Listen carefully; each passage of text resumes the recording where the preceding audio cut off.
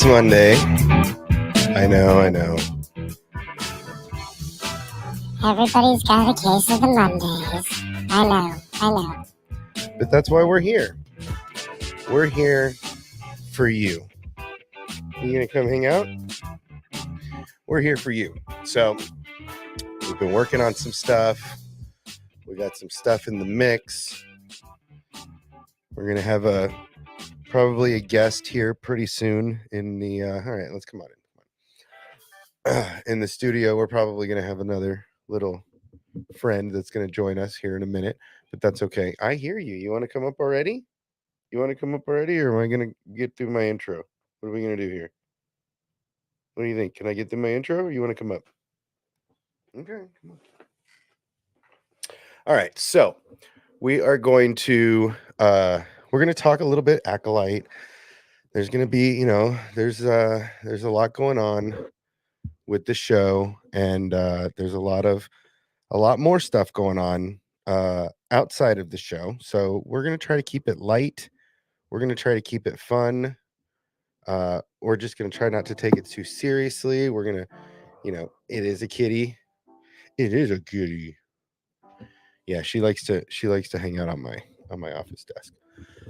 So yeah, we're gonna break down some stuff. We're gonna go through some Acolyte stuff. We're gonna get into your opinions about the show. There's a lot of controversy involving this show in its infancy.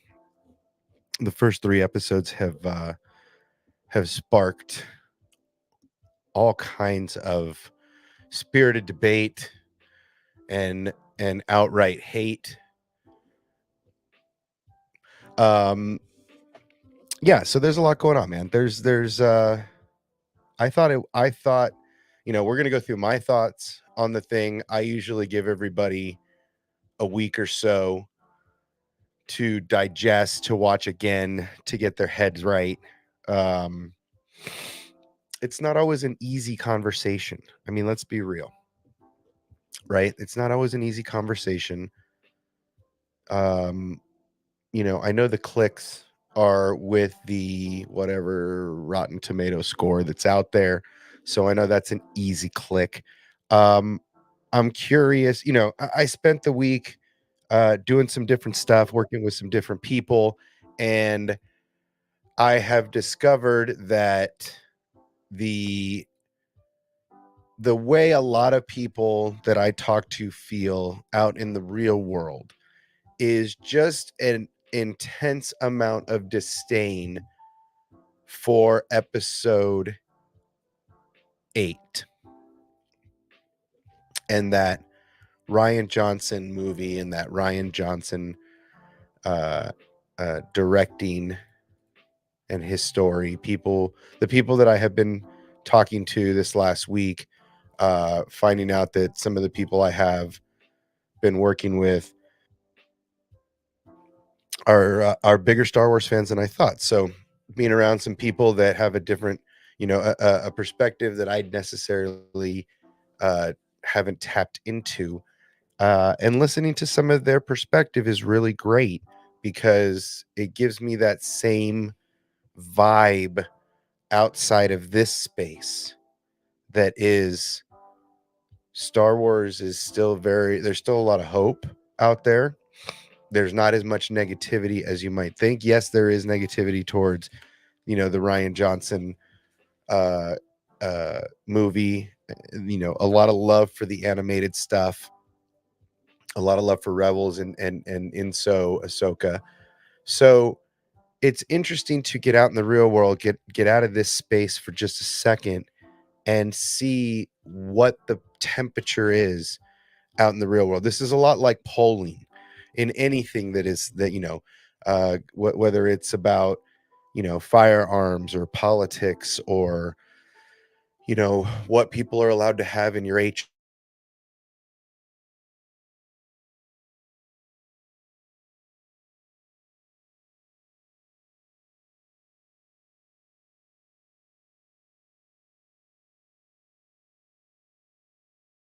Why it does that.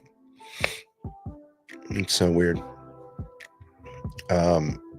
StreamYard is not liking something, but whatever. What's up, Matt? How you doing? Yeah, so I keep finding that there's a lot of temperature deviation between what I'm seeing in the real world versus what we see here. And a lot, like I've said many times, a lot of it is for the clicks. Yeah, I look, man, I got good internet, and StreamYard is like, your Wi-Fi sucks. So no. So yeah, we're gonna talk about the temperature. We're gonna talk about the last two episodes. We're gonna break them down. I don't know what StreamYard is doing today. So we're definitely going to yeah. So yeah, we're gonna talk about it because I think it's getting a really bad rap. I think there's some nuances that I'm catching that I don't know if a lot of people are catching. I'm sure a lot of people are catching. They're just not talking about it. What else, man?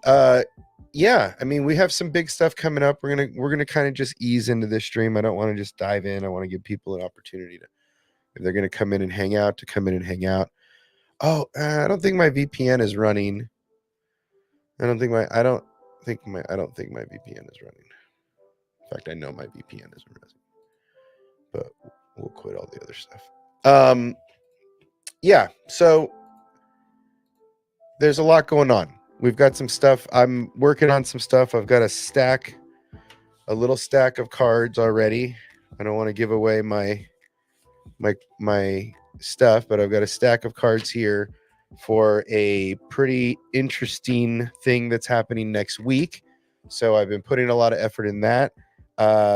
And I'm gonna be the shill that they talk about. I'm digging what we're seeing in Acolyte so far. I've found a couple of little nuances. We've talked amongst ourselves in the backstage, and we've kind of all gone through this a little bit. And I feel like,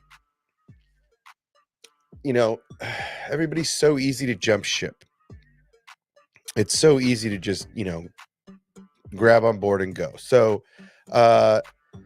yeah, I mean, of course, with every show, again, these shows are shot like movies, right? So for some reason, Disney Plus, Disney, they have a real, I don't know if their writers are writing these things like movies, and then they're shooting them like movies, and then they're editing them down into episodes. I don't really know how they're breaking this down, but most of the shows have the tempo of a movie once you watch them all in succession. And so I feel like this is nothing short of that, right? The fandom has been ablaze since its inception, man. This is nothing new.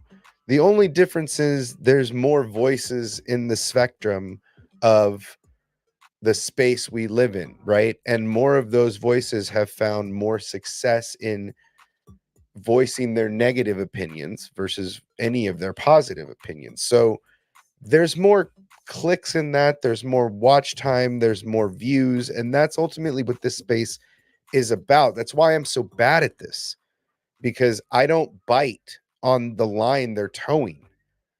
I do my own thing. I don't follow their rules. I don't get on board with their what's positive or what's popular. I get on board with what's positive.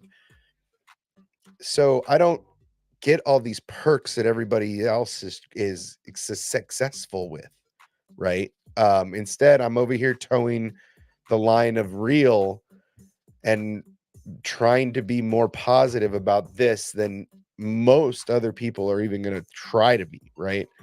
And this is what it's about, man. I mean, if you watch little kids watch this, they're not getting up and walking away because, of anything that these guys are talking about in this space, right? So yeah, and the mystery of it is fun. I guess people don't like to be kept in the dark. Everybody wants everything, all the information here and now. They want the leaks, they want the spoilers, they want the trailers, they want it all. They want to know everything before they watch it. And if that's what you want, man, go to Stranger Things. Go to a Netflix show because that's how they drop that shit. You know, uh Game of Thrones, right? But HBO knows how to make episodics, right? They did 10 seasons of Game of Thrones. They've mastered episodics. Disney Plus is doing episodics in its infancy. So there's, people's expectations and the stuff that they complain and bite on the negative line, it's just easy, man. It's just easy. Exactly. The original Star Wars fans had issues with Empire, right? Because there were inconsistencies. And this is George Lucas Star Wars, right? It's been the same for 40 years, man. When I binge watched Kenobi with my wife, it was definitely better. Exactly. They are made like a movie. And they cut them into episodics. They chop them up into episodics. And then you watch week to week and you're like, well, man, That sucks so bad. Can you believe that sucked? and then you get through the whole thing and you watch it with somebody else and you're like, oh man, that wasn't so bad, right? That was pretty cool. So the Matt Cave, I have ignored as much of the media as possible from both Disney and on YouTube about this show. As a result, I've had an interesting experience with the show. Look, everybody's going to have their own experience with these shows, right? Everybody is going to view things with a different lens. No perspective is right necessarily, unless you're hearing it from, unless George Lucas comes out and does a press conference or sits down with one of you YouTubers and lets you know how much everything that is being made sucks. Keep barking. Just keep on barking. Yeah, that's where I'm at. Okay, let's get back into the chat for a minute. Too much emphasis is being placed on stupid things said in stupid interviews that don't matter. I've got my own. You guys know my own PR. George Lucas Star Wars, roll that eye. Yeah, look, George Lucas Star Wars is great, but the fandom has been at war and it's been imperfection since its inception. No Star Wars project is perfect. None. And so the idea that anything has to be this perfect set of things that fit in this box that all of the YouTubers and all of the critics and all of everybody has their opinion. Now, look, I don't think they do the best PR, but I do think that George Lucas Star Wars is fallible. And everybody acts like those 3 movies are the Messiah, right? Let's be real, man. Come on. It's all fallible, right? Matt's rewatched these episodes 3 times, and by the 3rd viewing ended, I have to admit it kind of losing me. I hope tomorrow's episode pulls you back in. Matt, all those thinks the momentum was lost, and I'm seeing more flaws than the first time around. Again, you're going to catch more things both ways with each watch, right? You can keep your bias. You're just not going to get much air here, right? I'm interested in the arguments, but I want you to bring receipts. I want you to bring proof. I don't want you to bring your opinions and that's all you came with, because if that's it, then there's the door, it's open. Steve, I don't love the flashback scenes to the younger kids. That's a general feeling. Usually I don't love any show when it's in flashbacks. Okay. I usually have a sense of wasted. Okay. However, I think there's a little background needed with these two having these issues, and there's something more afoot. We're gonna get into that. I'm gonna wait to see if anybody else comes in to bring some more receipts, but we're gonna go through the last episode and kind of pick some things apart that I noticed. In regards to ignoring the hint, yeah, I mean, look, overall, I'm still, let's see. Steve says, overall, I'm still here to see where the story goes as a whole. Look, yeah, I mean, we'll get to the end of these chats and then I'll get with it. I'll never be done with Star Wars. Maybe I'll end up not liking a show as much as I thought I would, but that's okay. I want to like it. Yeah, I agree. Right. I mean, come on. The prequel hate was really epic. Everything ages with time. What's up, Lat? Yeah. Well, Resistance was a little young for me. I couldn't get my head around it. I'm usually pretty good with animation. Okay. So let's talk about some of the what do we want to call them? Let's talk about some of the issues, let's say, that people are having, right? Let's talk about, let's go through this episode. Let me pull up some Disney. Let's pull up some Disney Plus and let's go through it. Let's go through it because God, don't copyright me for that. That would be outrageous. Okay. Where are we at? The Acolyte, episode 3. Stop that. Okay. All right. So let's go ahead and let's see if it'll let me do this. Okay. So let me do that. I'm going to bring this over here so I can keep an eye on it. Let's do that. And maybe I'll do this. No. Maybe I'll do this or this or this. There we go. Well, I'm looking over there. Okay, so let's do this. Okay. Boom. Okay. So let's go through this episode, right? I'm not going to keep the sound on, obviously. We're not going to play the whole thing as its entirety.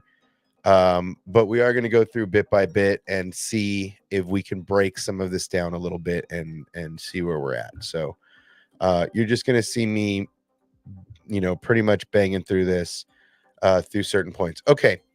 So this episode starts. Let's bring this down a little bit. Okay. So we start this episode with Osha and May, right? And these two are at odds in their own relationship as twins, right? And this is something that's a little different from the Luke and Leia twin story. This is something I just pause and fast forward. It's just easier. I just don't even play the game anymore. Anyway, so we have these kids and like all twins that grow up together, there's this connection where they could kind of sense each other and they kind of feel what the other is feeling and kind of can see through each other's bullshit, so to speak. But Osha, it seems like, isn't into this whole more as one thing, and we're going to get into this in some serious depth, and I hope at the end of this we can see a couple things together. So anyway, so we find these two in the beginning and Osha wants to be alone, and we kind of see that Osha is the weaker of the two twins, right? So in that regard, we see that May has more control, and maybe that's because she's happier where she is and she just has a little more confidence in her abilities, a little more confidence in herself, but she seems to have a lot more control because we see Osha using the force and having a really hard time with it, right? And we get into this moment where she's appreciating life, and then we have this moment where May comes along, and basically May is easily able to control her abilities, right? And so, do we have oh, look, Santa joined us. Oh, that's so great. What's up, Santa? So yeah, so we have these moments where May seems to be the more powerful of the twins, right? And it always seems to be that way when we see stories of twins. There's always seems to be one good, one bad. Usually in those kind of stories, it's like a rope-a-dope. I don't know if you've ever seen the not the Chosen One. What was it? The Golden Child? Not the Golden Child. It was a Macaulay Culkin movie. Good Son. Where everybody thinks one person is good, and that's actually the complete opposite. So I could see a little bit of that rope-a-dope stuff going on here, where they're giving us this May's the bad guy thing, where maybe she's playing that, playing that role to survive, so to speak, and isn't really yeah, but it does look like she's doing a little Hadouken. So it just seems like May has more control. Osha isn't really into it. They're told to stay in the temple. They're getting in, they're rushing back to their fortress, their temple, and we see the Jedi kind of looking out. They do their little song and dance, and then we see one of the mothers, and she's looking out for them, telling them they need to be careful. And when we see our friendly Jedi is looking to see what the kids are doing, right? And this is going to play a more important role later down the road, but we come to find out in very little time that these are, if nobody else noticed this, these are the only two children in this entire coven. Okay? These are the youngest two in the entire coven, and they are treated at kind of as deities, demigods, so to speak. They're treated where they're constantly looked after and cared for, right? And so it seems to me that these two, that they're treating these two as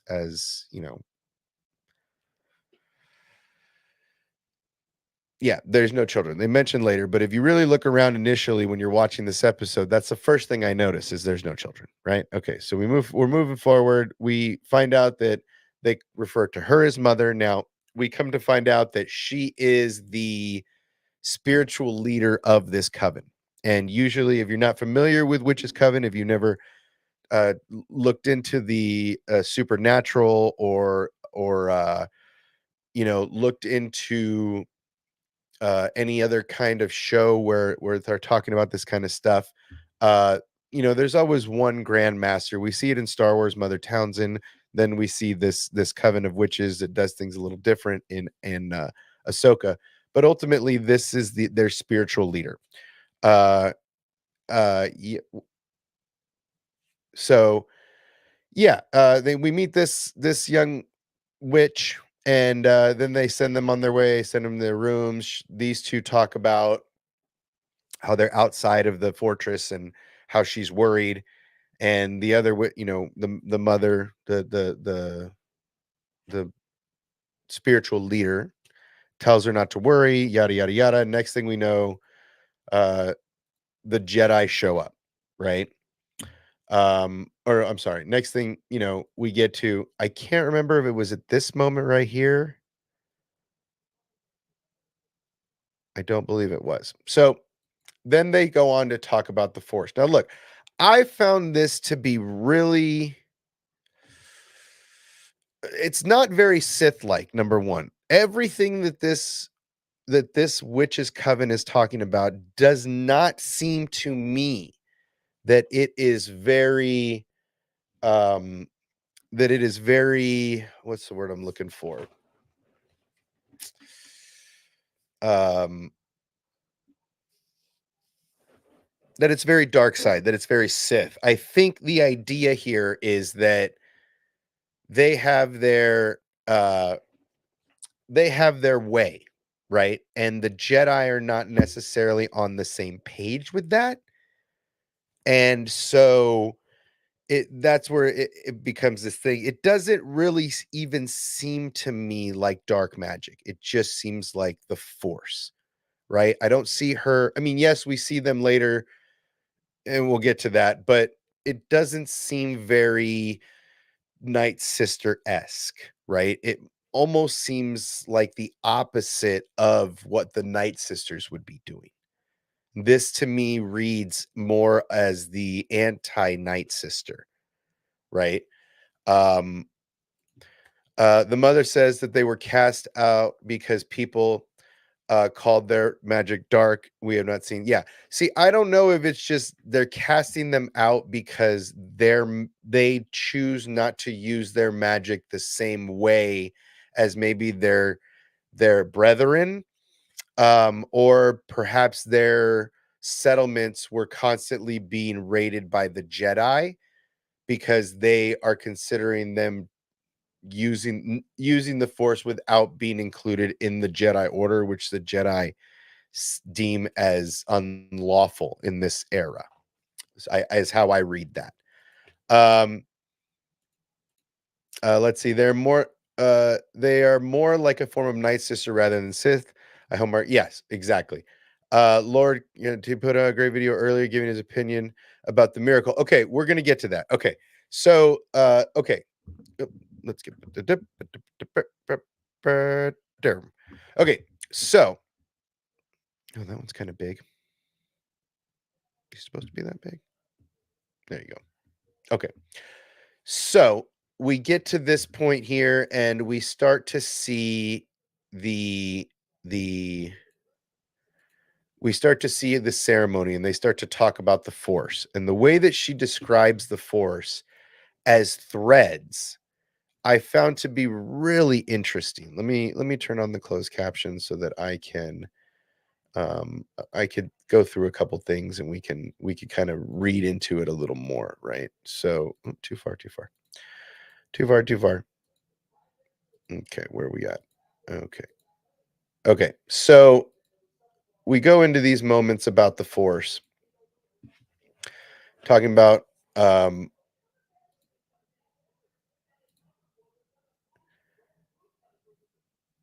so she talks about the Force here and they do a demonstration. See you later, Santa. They do a little demonstration, right? Where the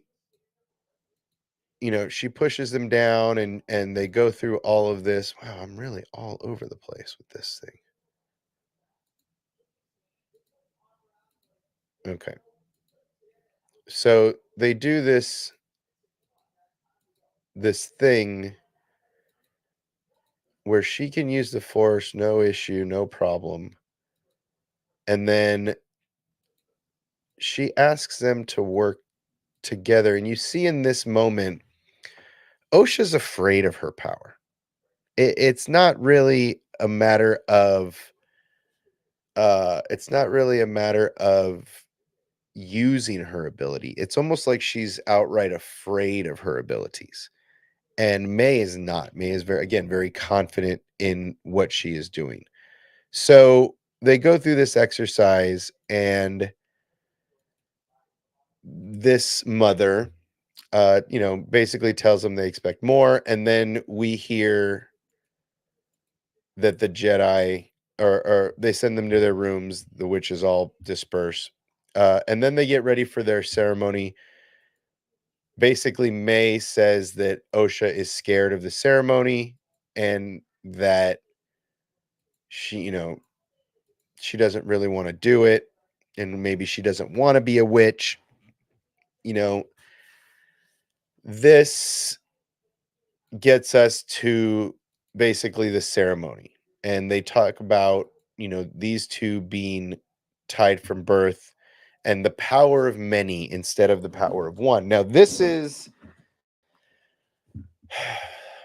where things start to get shaky for a lot of the fans, but this is where I'm starting to see a lot more interesting things, right? So let me see if okay, so where here. Okay, so she gives this demonstration here. I want to get to where they're doing this thing.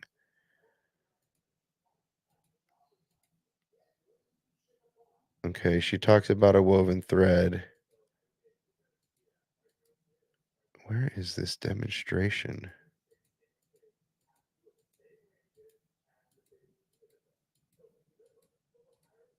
Okay, so she goes through this power of one, power of many thing.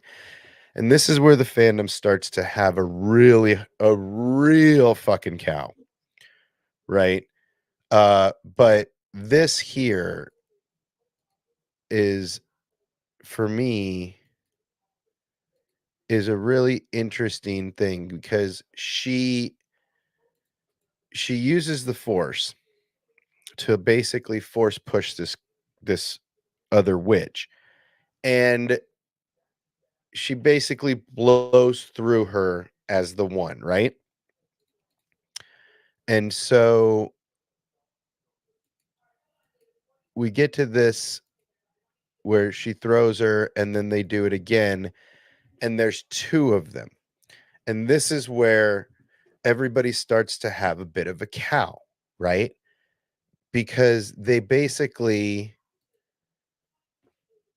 get into this moment where one of them is here. We'll hold on. Let me get my other receipt real quick, because this is something that didn't really bother me because of what I have seen in the past already and what they have shown us before. So we get into, let me get to this one moment, and then that's basically a wrap for me on this subject, because I'm not going to really get into it anymore. But there's this moment in Star Wars, and nobody seems to have a problem with it, where we get to this. Where are you? Okay. So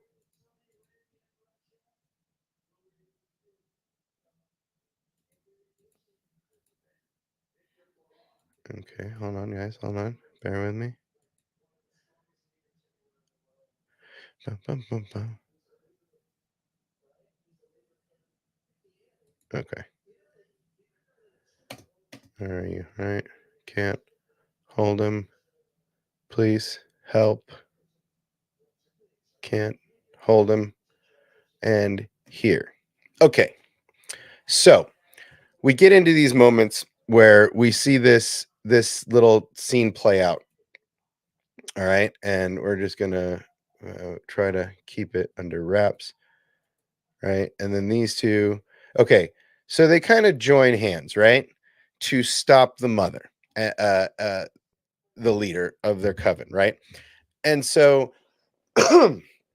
we get to this point, and she's, these two kind of hold hands and scathe them off. Now, this is where people get upset, and I understand.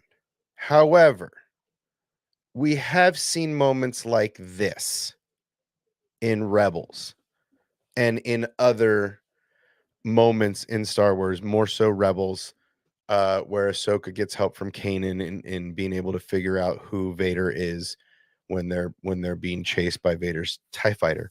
But in this moment, it's the same thing, people. This is no different than this. These two things are exactly the same. The only difference is they're not holding hands in a moment of battle, but supporting the Jedi with their force ability and amplifying it to defend from an enemy is nothing new in Star Wars. Okay? This is Rebels. This is what the only complaint people have with Rebels for the most part is the laser swords are too thin. Okay? But then this moment, it's the same thing. I don't understand the issue. This and this are the same. Okay? I don't understand the argument. It's a dumbass argument. We've seen the Night Sisters working in tandem to get their abilities intensified. This is not new. What is the bickering for? Why are you complaining about this? About the power of many? It is nothing new. I don't understand. Right? I'm right. That's an oh wow, like, oh shit, I never thought of that, right? Help me out, Maximus. The issue is she says we don't use the force as a power. It's the Jedi say the same thing. What is the difference? What is the difference in they say they don't use their force? They're not soldiers, but then they go to war. What's the difference? It's not, I think she more says it as we don't use it to acquire more power, not so much that we don't use it. I think everybody's nitpicking on the dialogue because everybody's a Pulitzer Prize winning author, writer, screenplay writer, right? Everybody in the YouTube fandom has written a book, comic, or something. So they're all automatically perfect dialogue writers. I mean, that's how I read it. I mean, no one has ever seen an issue with Grogu. Yeah, dude. I mean, come on. Thank you. Thank you. Okay. So they go through this ritual. The twins they're trying to get the twins to use it. Osha won't get behind it. Yada yada yada yada. I expect more from you. Moving on. We get into their come into this ceremony, blah blah blah blah blah. Ascension is about walking through fear. And that's what I keep getting back to with this episode, right? Is this lady keeps talking about conquering fear. Conquering fear. That is the entire point that the Jedi try to make. The entire span that we have seen them in the Skywalker saga. The whole idea in all of the games and Survivor, in all of these games, the biggest enemy is not so much the dark side user on the other side of the battlefield. It is fear in yourself. So if these are the lessons that George is instilling in his original 6 movies, and then that is being followed by Dave Filoni doing the same thing with Ezra and Kanan, and all of these pieces fall together, how is this not Star Wars, people?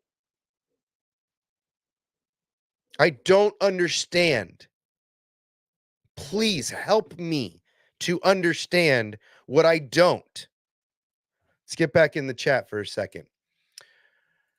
And correct me if I'm wrong, but I think the team up was defended. Yeah, I mean, that's exactly what I'm talking about. It has always been cheesy because kids find cheesy fun. I know I know. Okay, thank you. So true. Plagueis and Palpatine doubled up their power in the novel. Maybe we'll get to see some of that someday. All right. Leia Rose sounds like Yoda talking to Luke about the same thing. It's all about conquering fear. That's what this whole thing is all about.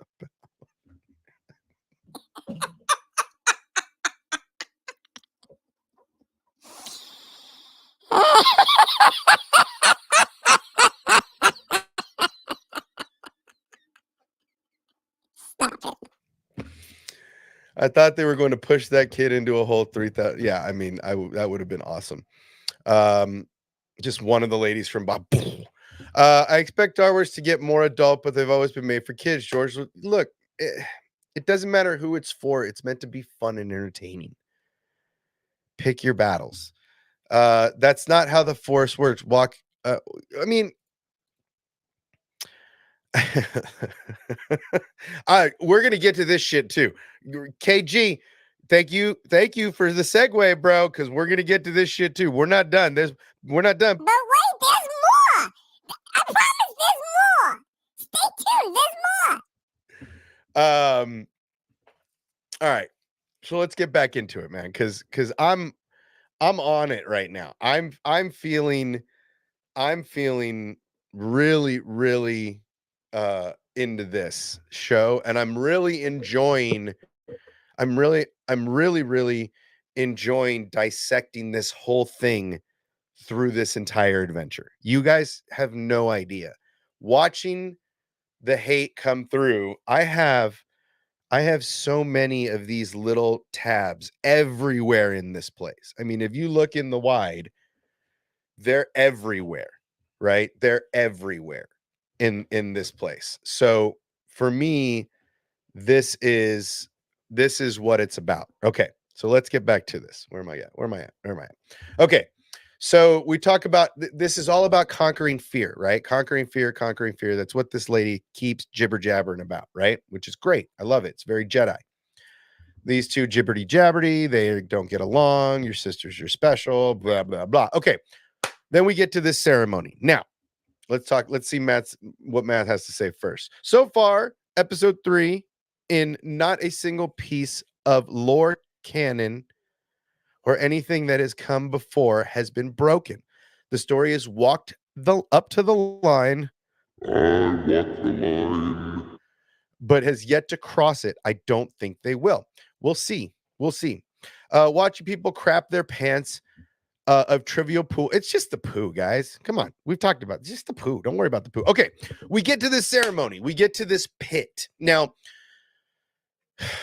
these witches could have been searching for a planet that had a more spiritual nexus to be able to do their witchcraft, potentially, right? We know that the Force has these places in these specific areas where it is a little more, there's a little more in the Force, right?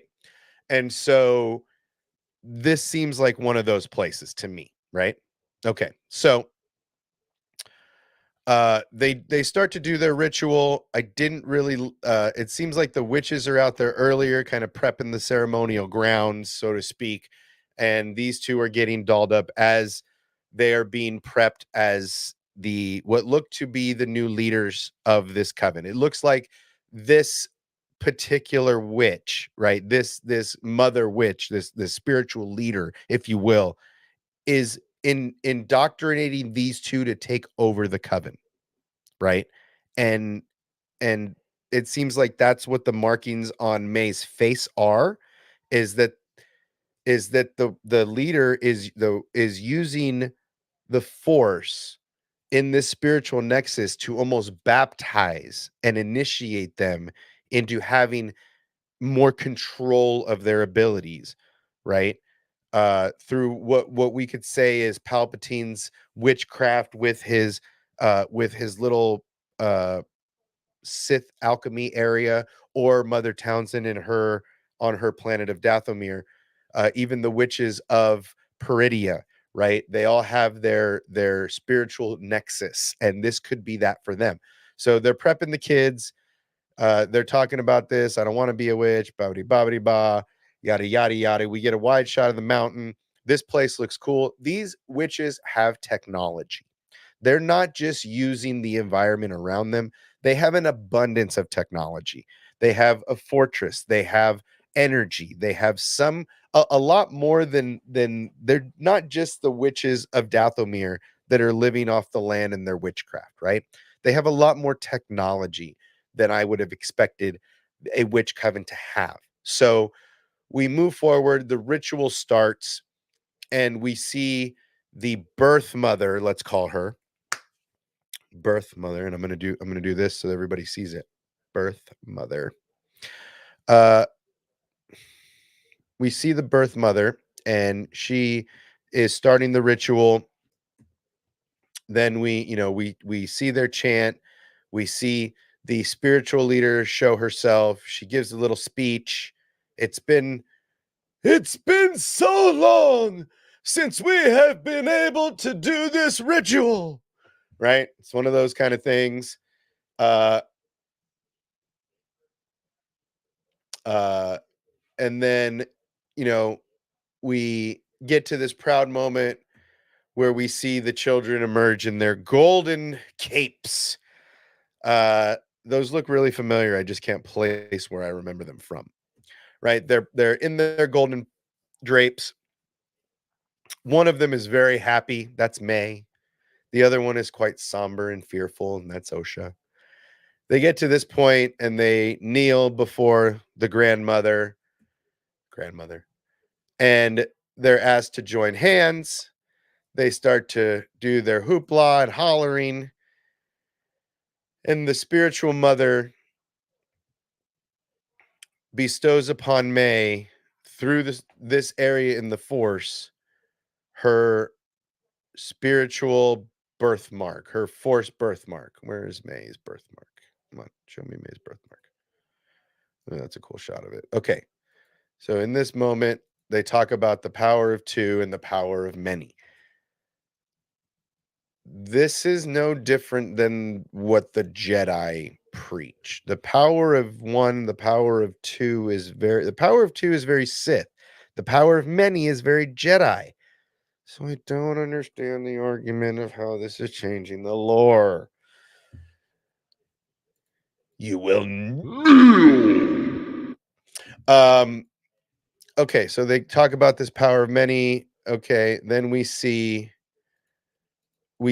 May's Force tattoo. The first Force tattoo we've ever seen. The Force is tattooing people now. I think that's what we should be more angry about. The Force is tattooing. They're using the Force to tattoo people. That's what we should really be upset about. It's funny. Okay, so the power of two, the power of many. May rises, it's Osha's turn, and all of a sudden the Jedi appear, and they're breaking into the fortress. I wonder, after the ceremony of does Mama now have more control over May's mind? I don't. We'll get to that. We'll get there. Okay, so the Jedi, they splice the platform. Nobody, Mother Coral tells nobody to move, nobody to do anything, and everybody put down your weapons. The Jedi emerge with our entire band of misfits. We have the 4 that have been hunted this entire time. Let's see, can we get a good shot of them? Come on, give me the band. Show me the band. There's the band. Okay, so now the band is together, and she introduces everybody. And we have this little group that is stationed on this outpost. Now, what I find interesting, this is not like the Jedi Council or the Jedi that we see during the Skywalker era. This is more of, at this point, the Jedi are like the police of the galaxy, and there are outposts everywhere within the probably the inner and mid rim, I would say, more so the inner rim. And the Jedi are out there enforcing the standards of the Republic and making sure that the Force is not being taught by anybody other than the Jedi. This is also, you got to remember, a time where they haven't seen the Sith in potentially hundreds of years, right? So keeping control of who can teach whom the Force is a very large part of their control. In this moment, they find 2 children that are being trained in the Force outside of their area, and they're worried that there could be dark side implications. So they talk about forgiving their intrusion, and then they ask to see the children, and they, May says, look at their robes and how they wear their sabers. Osha's into it. Not unless you're a Wookiee, I'm gonna say. So we see Osha and May have this conversation, and eventually Soul comes out and asks them, let me talk to you. So Osha comes out, and she's very interested. She wants to become a Jedi, right? And the witches start talking about they want to take the children, which they do. They do. This is nothing new throughout the galaxy. So she gives her the light. Soul gives Osha his lightsaber, and they talk about being a Jedi. She's interested, and all the Jedi ask is that they be tested, right? Now, it's interesting in the regard that the mother allows them to be tested. she says, okay, you want to test him? We'll let you test him. And then our birth mother, during this meeting of the Grand Witches, has a frickin' cow. Right? And she tells her she's made up her mind. And this is an interesting conversation because they get face to face. And in the end of this conversation, the leader tells everybody that it's her decision and that she's made it. And so these two get face to face. Now, I think this is important to remember going forward. Getting into the back half of this episode, this confrontation is one of the most important. So we saw, and we missed it because it was so brief, but we saw our friend Lee Padawan get possessed right away. Right? Like right away. She brings him to his knees.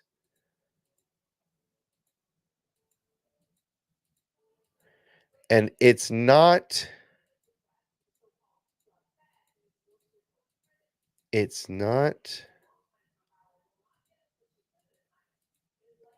that mother. It's the birth mother. Who the hell are you? But she basically possesses him. Right?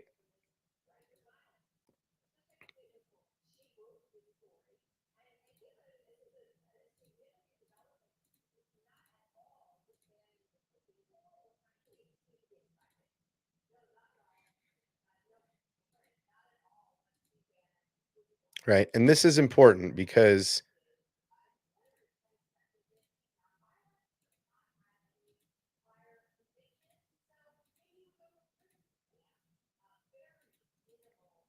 well, anyway, I can't find it in this moment. Is that it? Well, regardless, she drops dude, turns his eyes black. There, I think is that it. Anyway, they leave. They have this conversation. These two get into it, and they talk about, they talk specifically about the creation of these two young, our birth mother says, I carried them. And our mother leader witch says that she created them. Now, this is the controversy of the day. This is the thing that is lighting so many members of the fandom up. And in this regard, the word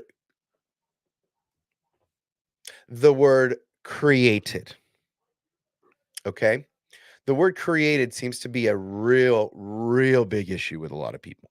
Now, everybody is jumping to conclusions. They are assuming that this means that she created them through the Force, that she manipulated metachlorians or pulled the thread, as she would call it, and created them out of thin air through the Force. Now,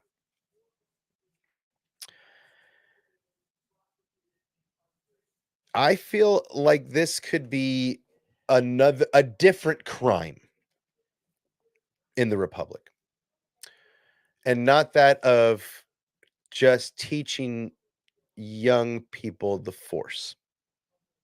I think this could be the word created is the issue right now, right? The word created is giving so many people problems, right? But why? Why is the word created giving so many people a hard time? Because they're believing and they're thinking that this is the same as Palpatine jumping into Padme's womb through the Force and creating Anakin.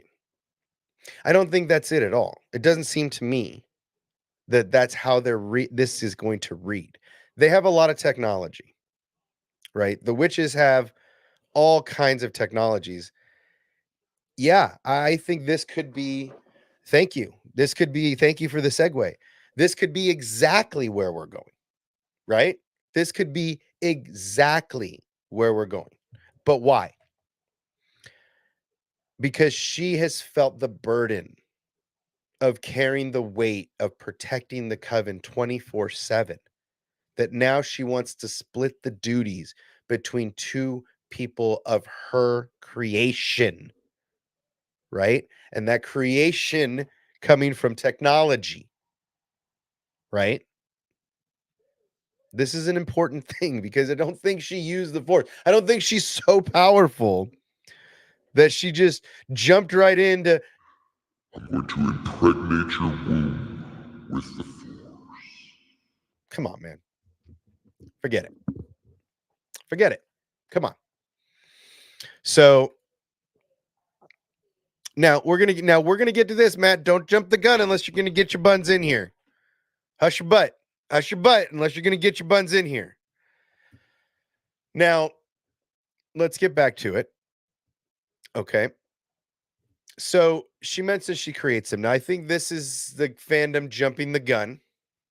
And yes, absolutely a surrogate. Yes, absolutely was somehow through cloning and some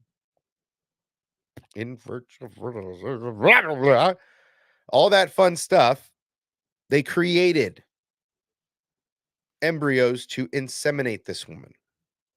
Okay, checkmate. Yeah.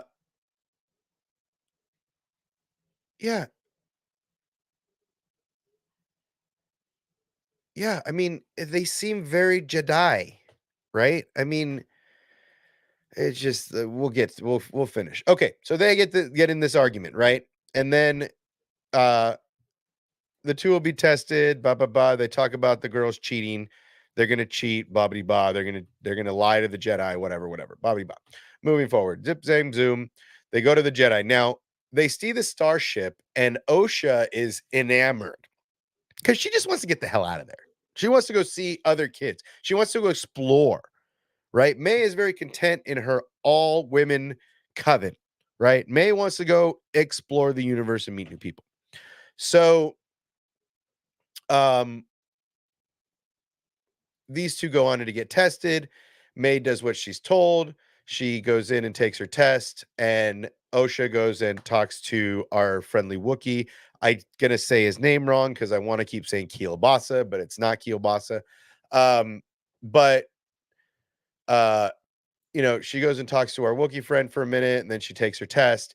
They do a metachlorine test. Now, I love this shit. It takes us back to the OT trilogy. We're gonna get big for this. It takes us back to the OT trilogy. I'm sorry, the prequel trilogy. It takes us back to a Qui-Gon Anakin moment. I freaking love this, right?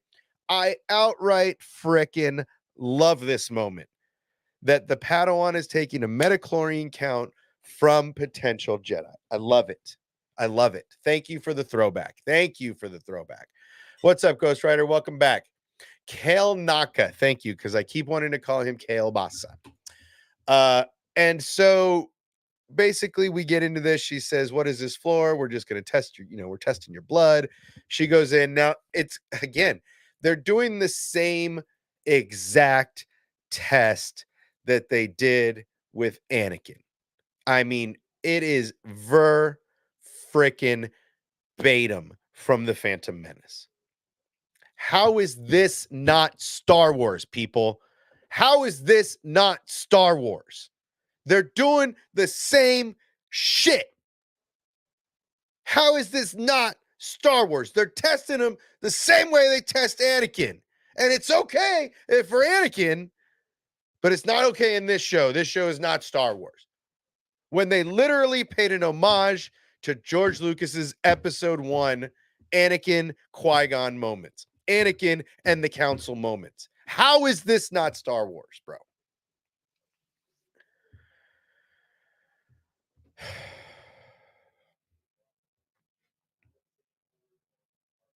right? She intentionally lies. They know she's lying. They tell her not to lie. She goes through, yada, yada, yada. They have this conversation, whatever, whatever. Uh, yeah.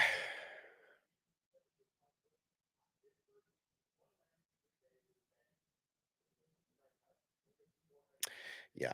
Uh, yeah. Yeah. I just, I don't get how this show is not Star Wars and how this show is killing Star Wars and Star Wars is dead when literally, I mean, they say all this shit. I mean, Anakin said the same thing. I want to be a Jedi. I want to go. Let's go. I'm in. Right?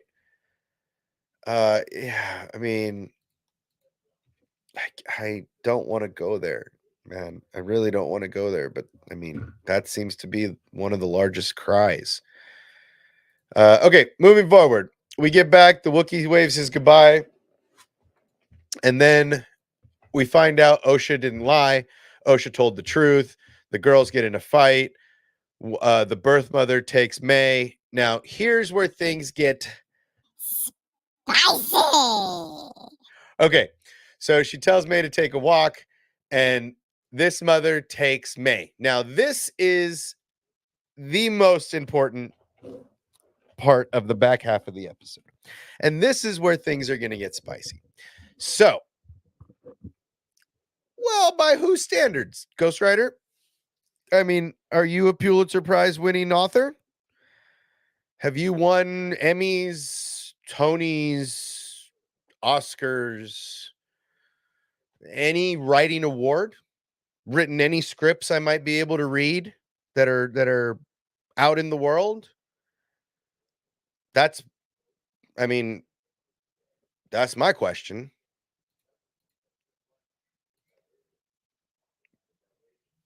Because I know I haven't. So who am I to dictate what is good or not dialogue? Okay. So this is an important moment. I cannot. Okay. Well, hopefully you're going to win a Pulitzer Prize. I would love for you to win a Pulitzer Prize. I wish you nothing but the best and good luck to you. I really hope that you do something amazing. I mean, but you're talking potatoes and space nuggets. Okay? You're talking about, to be fair, the Gilroys wrote that. The Gilroys wrote Andor. The Bourne series writers wrote Andor. And you're going to compare it to this? Come on, man. Let's be realistic. No, it's always had shitty writing. It's always had dumb dialogue. It's always made kids laugh.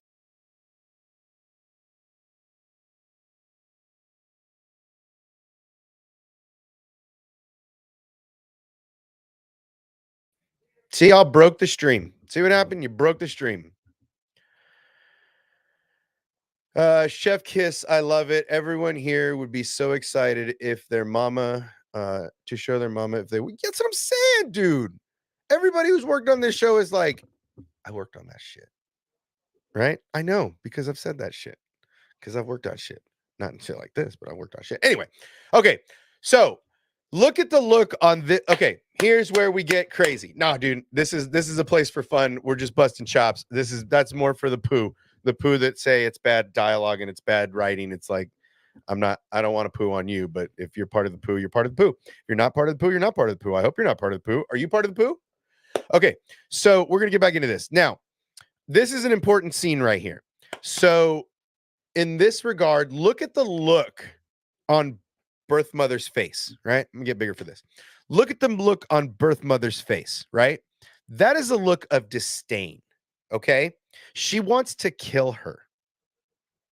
That's a look, that's the crazy, that's that shit right there. You see that shit? That's that shit, okay?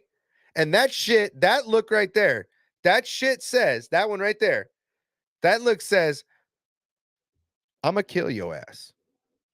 Oh yeah, I'ma kill your ass. Right? So, in my opinion, we're gonna set this up as we go, but we know this lady right here can possess people. She already possessed the Padawan, and brought him to his knees, right? So we know that she can possess people, right? And this is big because she is going to take May and have May possessed to kill Osha. Oh, shit.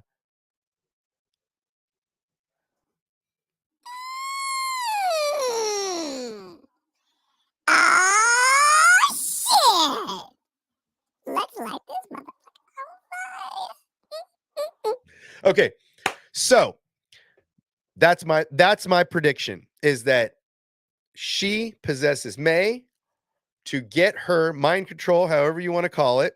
She mind controls her into lighting the fire to kill her sister. Now we go through, and we're gonna fast forward to there, right? She tells her, "Don't be sorry. You follow your path, baby. It's okay. Don't worry about it. Have a good time." Yeah. You hush your buns. No, you can unhush your buns now. You can unhush your buns. You can bring your buns out. Come on, you can unhush your buns. I encourage you to. You're here now. Unhush your buns. Bring it out. Let's talk about this, because I think, and we're gonna fast forward into that also, Matt. So continue to bring your theories out now. But that's my thought, right? They tell her they love each other, and then right here we see May. Come on, get me there. Get me there. Okay, now she's not even walking the same way that we've seen her walk before. All right. Now, the fact that the Jedi symbol is in Osha's book is so telling that she wants to get there. Well, yeah, again, okay. So we get to this moment and we see Osha's got her book, right? But then we see May come in. Now, watch the way that May is walking. It hasn't been that normal, like, child walk. I mean, look, man, I'm just busting balls, but I mean, ultimately, if you're gonna say that this is awful dialogue and the writing is shit, you should have some receipts of something that you've been on a project, of something that's been written that has great dialogue. That's all I'm saying. I give you credit for being a writer because writing's hard, but you can't come in and say the dialogue is shit unless you've been published or part of a team that's been published or ghost written for somebody that's published in that regard. And it has to be some kind of murder mystery to be commenting on this dialogue, right? Like the stones have to align for every piece for me to say, well, you're a shit, because I'm not going to say that. All I'm saying is, if you're going to say it's bad dialogue, come in with receipts, come in with some kind of notoriety, because otherwise you're just bitching. Right? Great. Great. I would love to see what you've written, and in that regard, then great. It's shit dialogue. I don't think it is. I think it's just dialogue. I think it's just dialogue. So we see May come in, and she comes in with this real ill intent, right? Like, you can see the way she's walking in, right? That she's just got this really angry saunter to her, right? And we're going to play it just a little bit, right? Like, it's purposeful, right? And now we're stuck here, and she tells her she'll kill her, right? She outright tells her she'll kill her. She pushes her down, and then she runs out and she lights a fire. This is where she looks like she's doing something she doesn't want to do. She's shedding a tear, right? If you're committing this act of violence to burn your sibling alive, I'll say that again, to burn your sibling alive, she would not be crying, right? To have that kind of screw loose in that moment of passion, she wouldn't be shedding one solemn tear, right? It seems like she is having to watch as her body is starting this fire, right? Okay, so we're back on this moment. Okay. Nice. Okay. After viewing 3 times, I am 100% convinced that May is in a trance from the moment that she confronts Osha in their room until the moment the bridge is broken and she snaps out of it. Exactly. Right? So we're gonna get right there right now, Matt. Stay with me. Okay. So she looks like she's in a trance. She looks like she's not herself, right? So we see this, she's shedding a tear, right? And then boom, she throws it in there, she engulfs the fire. Of course, Osha being the Manic she's going to become, she's got a way out, right? And so she finds her way out, goes through an escape tube, maybe a laundry chute of some kind. And then we get to this moment here where they're looking at each other after. See, Matt, I think right before the bridge is broken. I think right before this, she snaps out of it because she gets to this moment and they both say the same thing, right? So they get to this explosion here and they're both climbing up the stairs and they hear each other and they say the same thing to each other. Come on.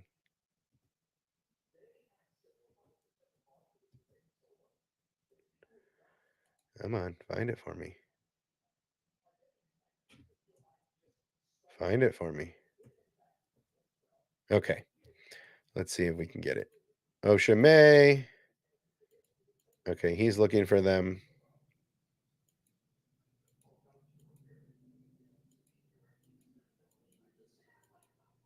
And they both say the same thing. What have you done? Right? They both say the exact same thing, which is crazy because May wouldn't say that. Knowing what she had just done, she would say, "How'd you get out?" Or "How are you alive?" She wouldn't say, "What have you done?" Implying that May thinks that Osha started the fire, which is beyond crazy. So that tells me she's got it almost like she was watching Osha start the fire from inside of her own body. It's crazy. It's crazy, right? So Matt says, I agree. I think the last thing she does in the trance is sabotage. Is something, yeah, right? Because she goes and she takes off. Why is the rock burning? Gas. I don't know what kind of gas. I don't know what kind of propane. I don't know what kind of stuff they're using in the outer rim, right? Again, they're on a planet, there's oxygen, there's fire. But May seems surprised when she looks outside of the girls' room and the witches scream. Yeah. So yeah, I mean, like I said, gas, whatever. It doesn't, to me, the rock burning doesn't matter. What is burning around them does not matter. The fact is, these two think each other did it. Right? So the fire was set, and then does she go sabotage something in the reactor? We don't know. Right?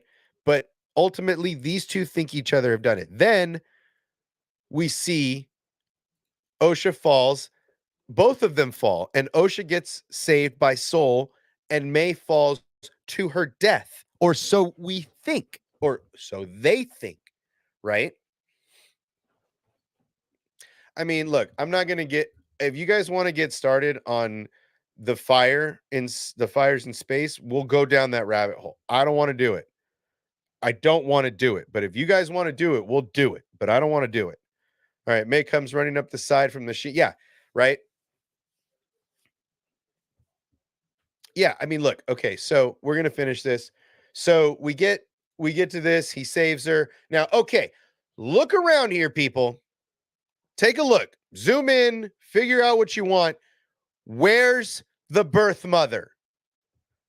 Where is the birth mother? She's not in that pile. She's not in any pile because she hypnotized, possessed, mind controlled May to start the fire and do all this shit while she was also dealing with the Jedi that showed up and started their fight, making it look like the Jedi started this thing when they didn't. She did, and she got out, and she's the only witch that got out besides May later. No, she's there. I'm talking about the birth mother. Yeah, I mean, yeah, yeah, that's her. She's gone. She's not there, right? She be gone. So, okay, talk to George Lucas's original trilogy. Go back and watch the command ship not only falling into gravity in space, which there is no gravity in space, so it wouldn't fall, it would just continue its initial path of inertia. It wouldn't fall, so there's gravity in space around starships to just pull them down when they lose power. 2, there is a fire coming out of the back half of that starship while it's falling. This is George Lucas's Star Wars. Don't get me started, dude. Don't get me started on that bullshit. Don't. Because that's some candy ass arguments. Where is Coral? Oh, that is Coral. Okay. We're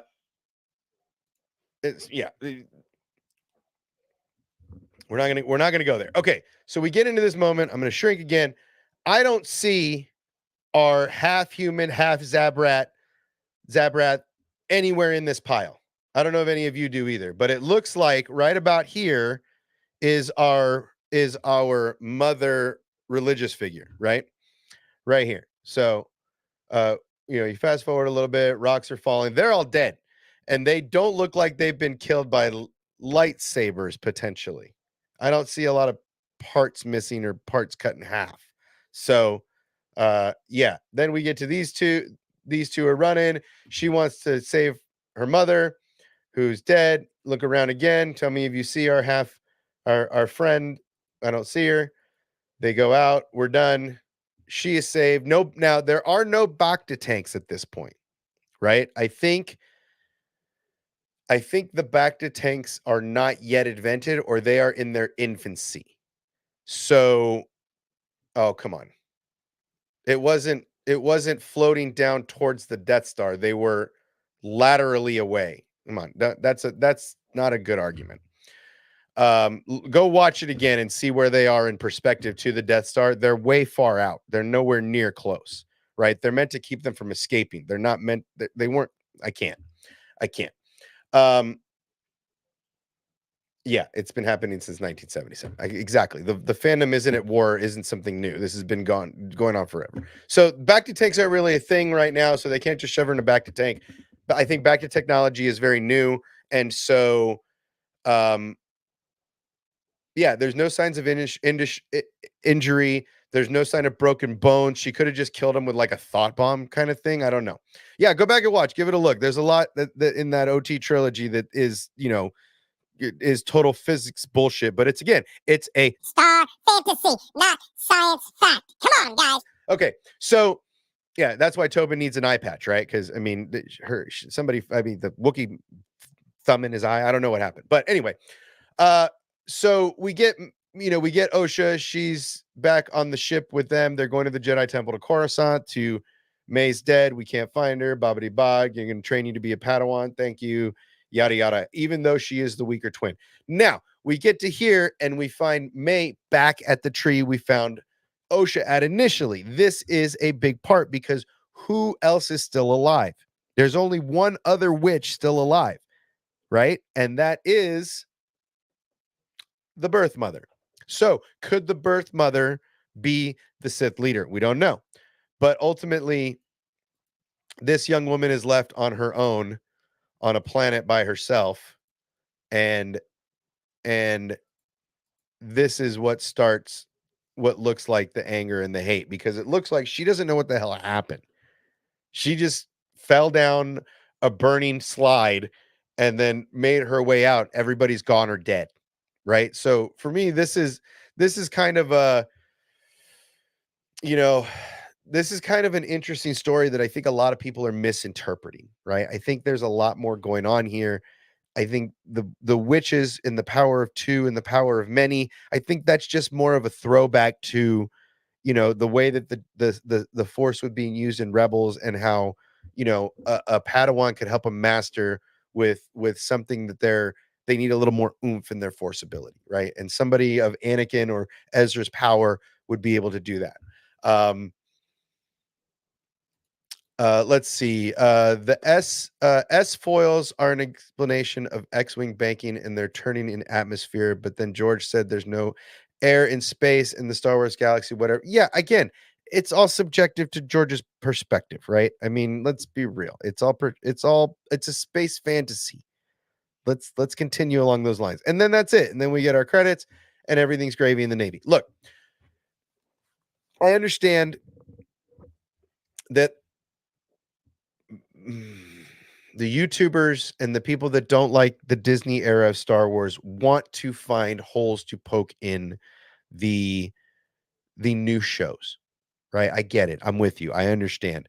But in this argument of it not being Star Wars, that episode felt real Star Wars to me. And everything so far has felt real Star Wars to me. So I'm having a real hard time figuring out why this isn't Star Wars. And I get it. Look, I get the arguments. We've heard a lot of them in the chat tonight. I get it.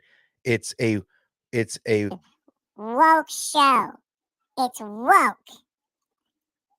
Acolyte. Wokealite.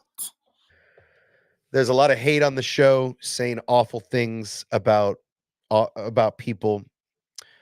And so ultimately I'm pretty happy with what we've seen so far. I'm not any pretty much all of the arguments are just selling points to bait you into the negativity.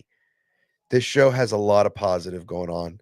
They gave us exactly what we asked for. We wanted to get rid of the characters that we know and get away from those times.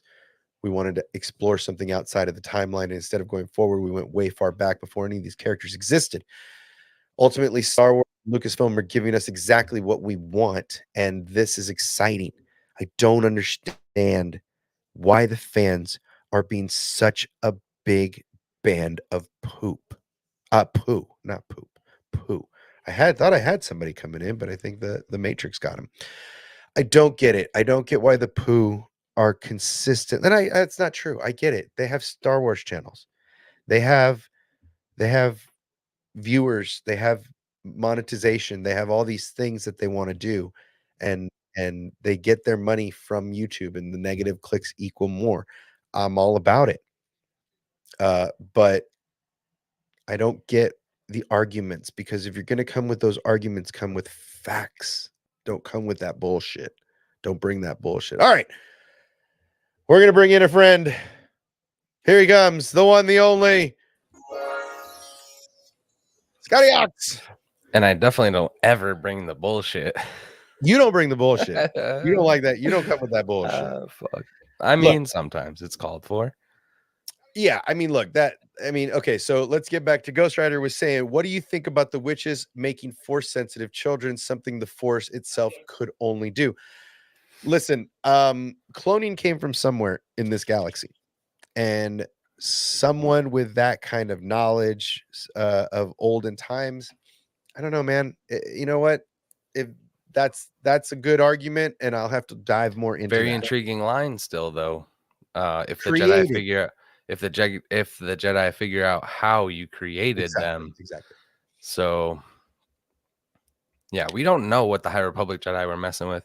I feel like there was a lot of lost technology. I mean, we've seen that from the video games alone, the temples and the way they unlock the temples and the puzzles within the temples. Who in the Coruscant Jedi, like, they're not building temples like that. They're already built. These Jedi, the old trilogy Jedi, are discovering the shit that's already been built. So we are discovering potential lost technology. It's like ancient civilizations, ancient aliens, if you will. I mean, there was this one guy. I mean, I know that the fandom doesn't really like these, but they are canon. And there was this one guy who made a force-sensitive clone. Who was that? I'm not that taking made the bait. a force-sensitive clone?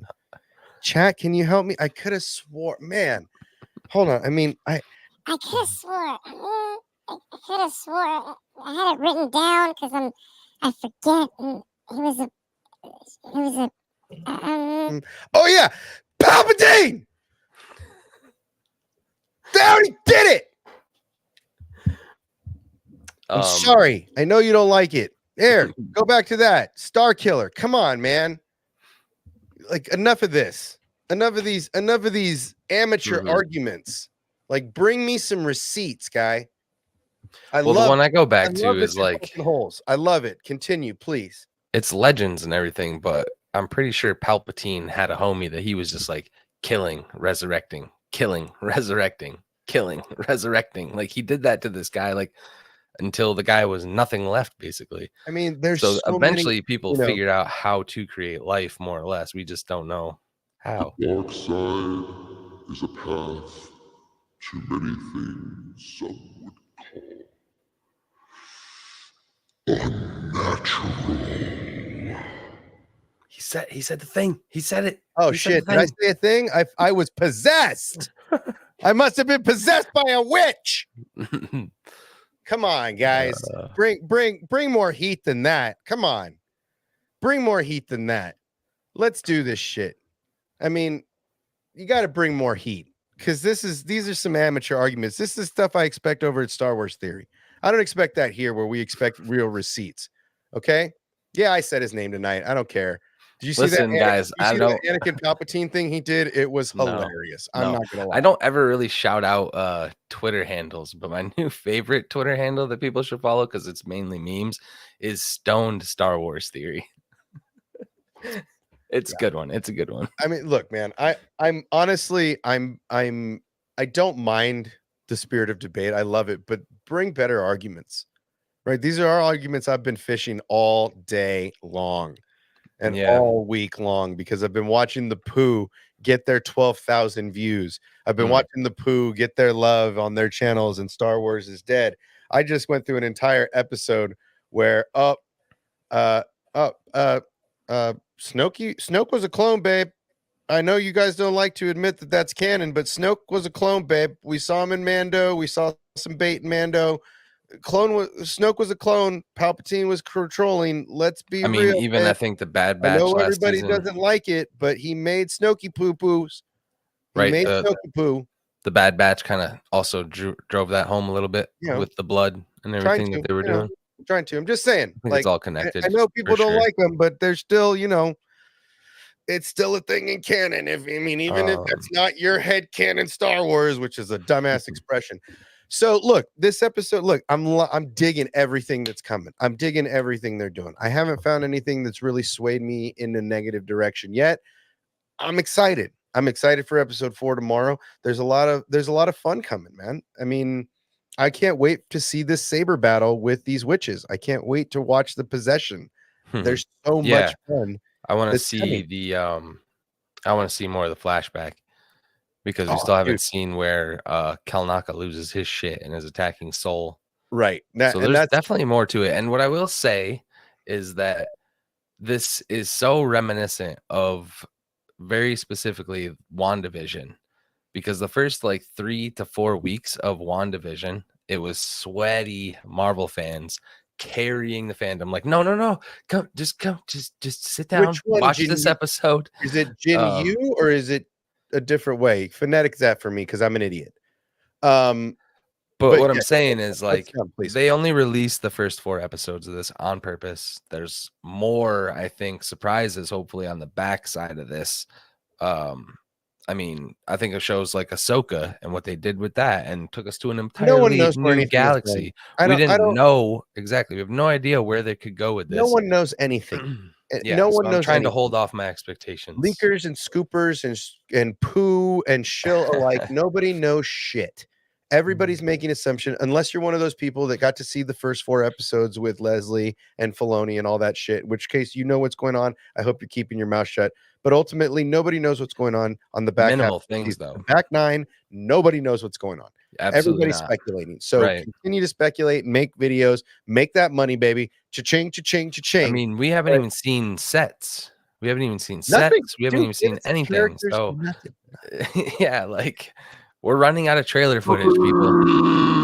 We're definitely running out of trailer footage here. So I'm excited. The Force has been used to experiment throughout the EU in the game Dark Forces, and into Jedi Outcast. They infused Dark Troopers with the Force. Yeah, they were doing a lot of cloning, man. There's been a lot of cloning going on through the years, and I hope that's what they did. Either that or she got pregnant by a Jedi, and then I don't know why the other lady carried it. There's some crazy science there, but I don't know what happened. Maybe that. Oh man, Say it. that's so awful. Maybe that's why everybody's so upset, because maybe the spiritual mother is really a dude, and those two had maybe that's why everybody. Maybe that's a trans witch. I'm reaching here. I'm Yeah, I'm how can I reaching. leave that one alone. But I mean, maybe that's why everybody's so mad, because it's supposed to be a woman, but it's a guy. I don't know. So we're you're running out of things to talk about. The Tyler Durden theory. Okay. Hear me out. I think the Tyler Durden theory is out right now, right? No. Hold on. Let me explain something to you. Okay. Okay, hit me. Flashback twins are not identical twins. No. Why? they're not Why? identical. Why? That's a big question, because the actor that they chose as an adult, they film from both perspectives of the twins, and they look identical. In the past, they are clearly not identical, and I think that's on purpose. But could be reaching. I just think it's strange. And it's something that someone pointed out to me, and it's so obvious in my face. I'm just like, was it just a choice for the casting because they couldn't get a kid to do both? But I don't believe that would be that sounds like a dumb reason to me. No, I mean, I think you could, if you could get little Leia to play all those parts, I think you could all that acting. I think you could get this character. So if one died, then this is the other. So you're saying this is a forced itself. projection of herself? I think that in a Tyler Durden Fight Club way. I don't think there's any forced projection going on. I think she's dressing in disguise, and when she's in that disguise, she's May, and when she's not, she's Osha. So how do we? I think it's Fight Club, literally. How do we explain the only time we've ever seen them in the room together? Okay, so you're saying Yord and like arresting her? No, but like Yord following her to because the poison and stuff happened a lot sooner than what we were led to believe. Okay, like they make it look like she's gone and she walks in. That is not the case. Well, it also, I mean, and I also believe that Yord isn't as clever as he fucking thinks he is, and maybe it also seems like split personality. Yeah, okay. The beginning scene where she's like, "You don't need to know what I've been doing." Yeah, that's so. Yeah, the only time they've been seen together is when through her training shot at her. Right, that's the only moment, and that's the one that gets me. Is like, how are we selling that when Soul saw it? Okay, so where I'm at, no one saw her shoot, and no Jedi saw her drive the speeder away. So that could have literally been her still as. So she is running. She's panicked too, by the way. So when she's running, this is like her being told by the Jedi that that Osha is still alive. I think that's actually like this persona being like, wait a minute, she is alive. Like, this is crazy. I need to get out of here. So she's losing her shit. Is there a third?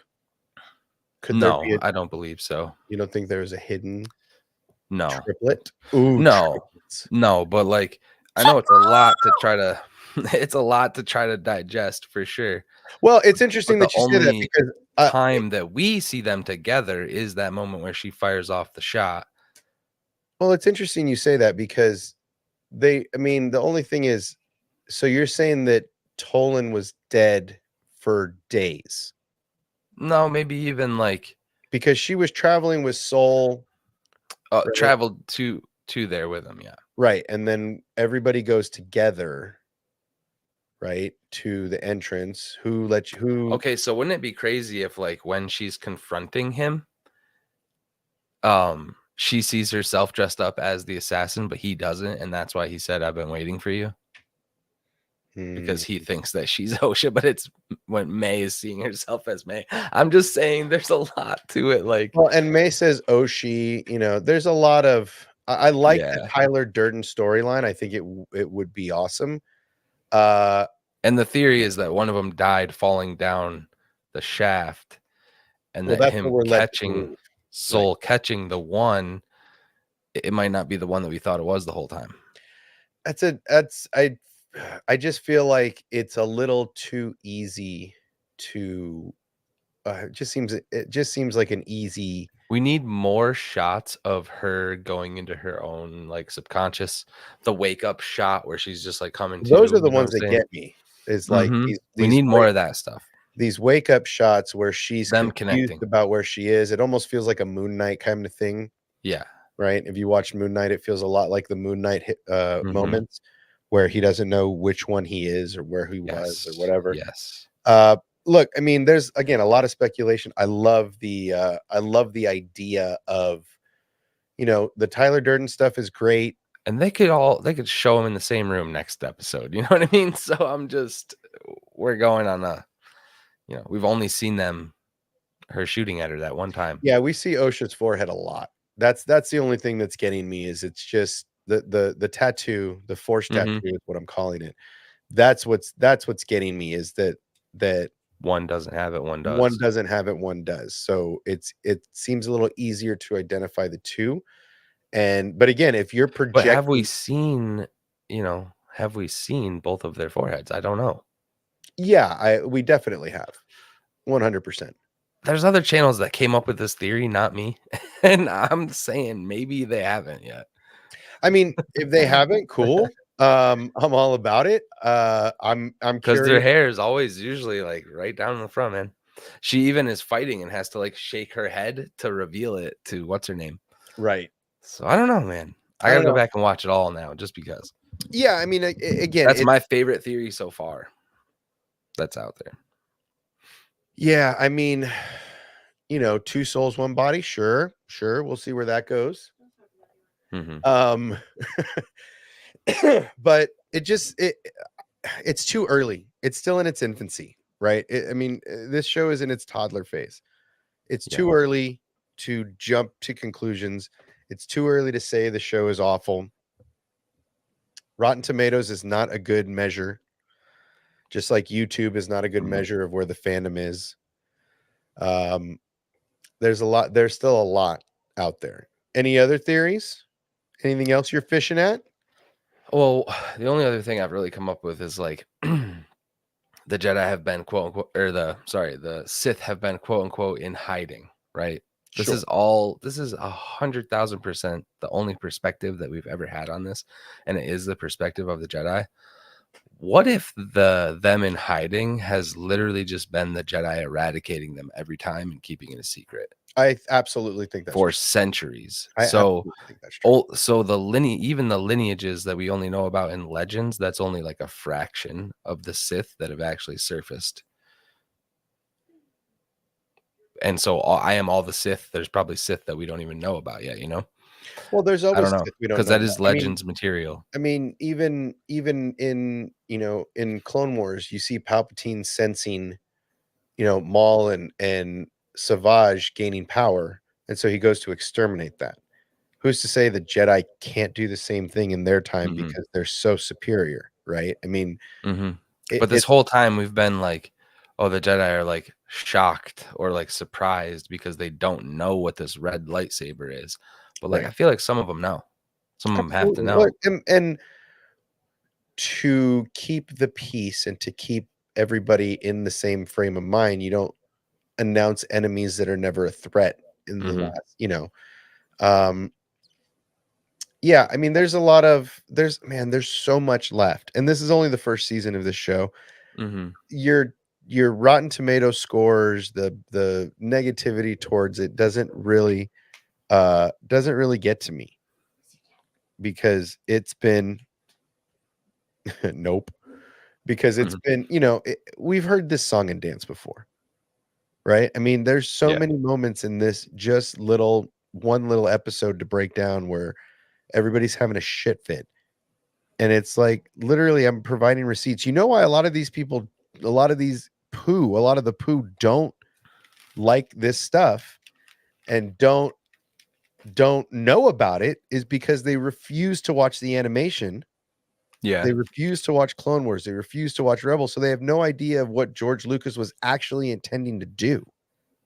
Right? They're just basing it off of a couple of stories here and there that they have that they consider their headcanon. Again, another bullshit term. But the fact that you're not watching the animation because you think it's not relevant shows Listen, headcanon helps me sleep at night. So shows I'm the not ignorance gonna in let your you say that argument again. because we've seen this in Rebels and we've seen this in other times.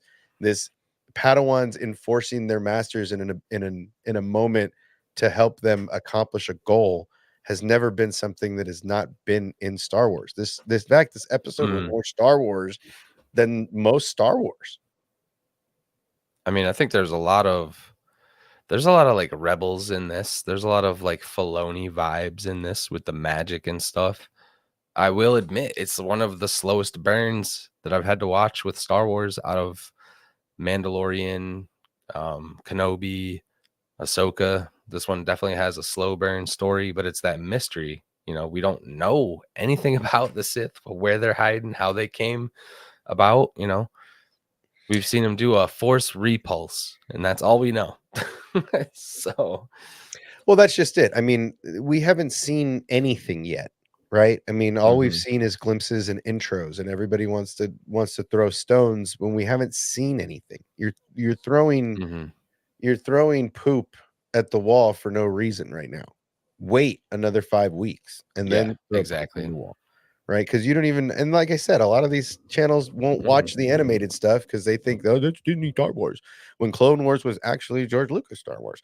But whatever, nobody cares about the facts. They want to live in their own virtual space. So continue to make your moot arguments, not Ghost Rider. He's making really good arguments, but I encourage the Pooh to keep making their videos because it just makes it easier to dissect the show. Right? Oh, look, speaking of wonderful creators. But yeah, man, it comes to a time when this seems more Star Wars right now than most of the stuff we've seen. There's a lot going on. Yeah, man, this is like what people have been wanting, the prequel era, multiple lightsabers, policing the galaxy. Like, it's all shit I'm here for. Yeah, again, and like I said, I feel like I've gone over a lot of these helping the galaxy. These not little policing. I feel like I've gone over these little moments that the Pooh continue to force feed everybody. Yeah. You know, they keep putting all this BS out there and saying, though, this doesn't exist and this isn't da da da. But it's like if you actually watch George Lucas's Star Wars, you might know a little bit more. No, it doesn't really. I mean, it's sending the fandom over the edge that's ignorant. It's not sending the fandom over the edge that has watched and done their homework. I mean, to be honest, everything that I've seen has been I've got receipts for. Right? I mean, I don't feel like I don't feel like the fandom as a whole is losing their mind. I feel like the Pooh is finding these moments to get their outrage on, but I don't feel like I don't feel in any way that this is a bad. Like I'm about it. I'm for it. This has been great. So I think there's a lot of outrage for not any particular reason. Oh man, hold on. Oh man, Great Jedi don't exist. I mean, yeah, Gray Jedi don't exist, and the Force is female, and all of that and the other. Whatever, man. Like, believe what you want. Put out the videos you want. I'm all about it because it gives me great reasons to come home with receipts. Right, I got my bag of receipts. Right, I've got everything in my quiver of arrows to bat away the bullshit. So continue to oh wait. Oh man, hold on. I got something. Hold on, I got something to show. Hold on. All right. Oh man, what's this? Oh man, what's this? Oh man, what was that? Was that fire in space? Oh man, what's this? Like a big ass explosion to What's me. this? Oh man, is that fire in space again? Oh man, come on. Oh man. Is that oh oh oh Oh,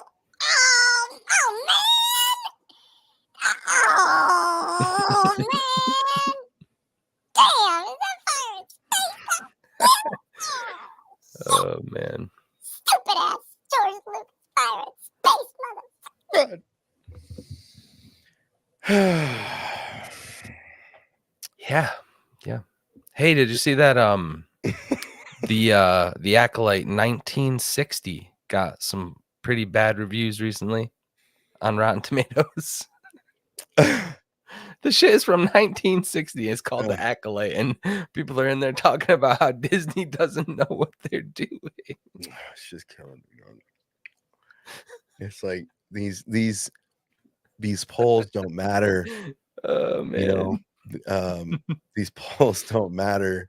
These Rotten Tomato scores don't matter. Go in the world, talk to people, and don't just talk to the people that are that are the 3 people that come on your stream to validate your perspective.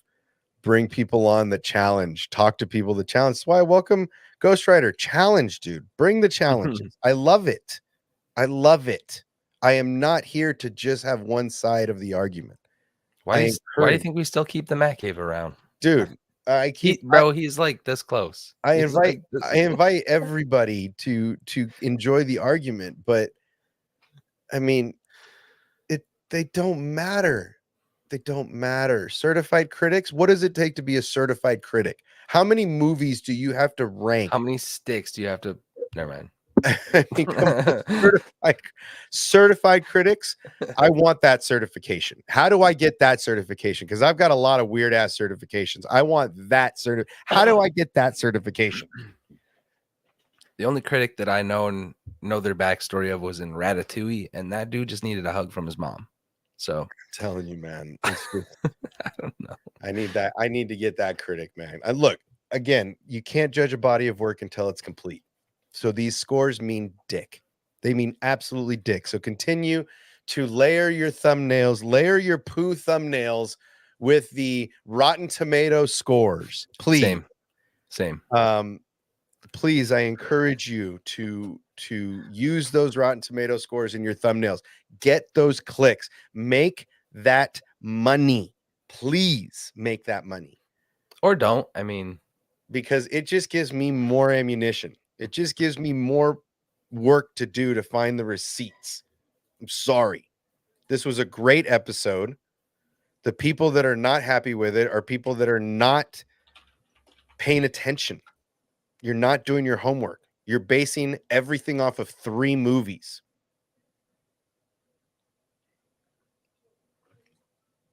That part. I mean, did I say the thing out loud that everybody's quiet about? I mean, I think a lot of people consider that like Star Wars, but I mean, there's also a lot of other spin-off animated stuff that came from that was before all this super outrage. I don't know, man.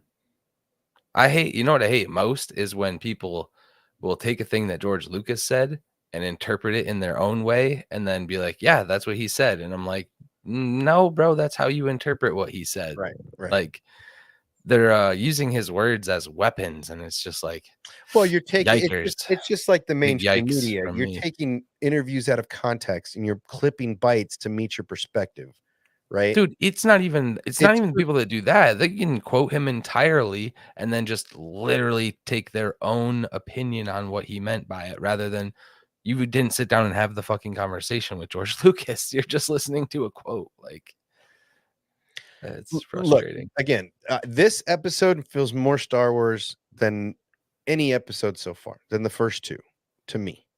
There were so many callbacks to Rebels. There's so many callbacks to all of this stuff. Well, this guy's words are weapons and they're dangerous. So this guy's got daggers for weapons. But I mean, look, it's definitely not it's not the show that everybody's making it out to be. It's not this awful crap without, it's the usual the usual clickbait. Yeah. And I encourage you to keep doing it. Make your money, because it just makes my argument more solid. Keep chipping away at the marble, and eventually they're going to show you this masterpiece that they're working on. Because I really feel like so far it's been great. I feel like so far it's been great. Yeah. Yeah. Anything else? No, man. On your mind with this episode? I encourage, get it out, because tomorrow night I think is going to be even more fun.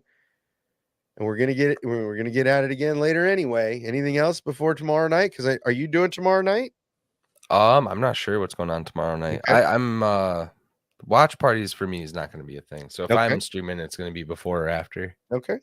Playing Grand Theft Auto, man. I mean, Grand you Theft know Auto's what? In blowing the up. last 10 minutes, we could talk about Hot D. Sure. We could talk about. Oh yeah, I just actually watched that. We could talk about House of the Dragon. Sure. We could talk about it. Maria, We bring could. it. House of the Dragon was really good, as always. HBO knows how to TV. HBO knows how to make episodes. They know how to make episodics. And they did a great job. They gave us everything we needed to start the season off, leaving us from last season. So I'm in. We got dragons. We got dragons eating other dragons. We got all kinds of amazing videography. We got queens about to lose their shit again. We got, I mean, there's going to be the one line that she said when she was there. I mean, spoiler alert, get out now. This is going to be the last 10 minutes of the stream. If you haven't watched anything, get the hell out of here. But ultimately, and I'm going to give you 10 seconds to get out of here. But I'm going to count to 10 to get you lying low down keister off my property. The title of the episode is A Son for a Son. So if that tells you anything. That one was this episode's ending was twisted, buddy. The ending of this first episode, like Game of Thrones, there's a lot of involuntary sex, right? There's a lot of like, take what you want. There's a lot of misogyny. There's a lot of this stuff in this show and in this timeline of whatever. But man, when you start doing what they did in the final moments of this episode, no holds barred. That is what else can you do this season? I mean, little boy loses an eye, becomes an asshole. Okay, that's written.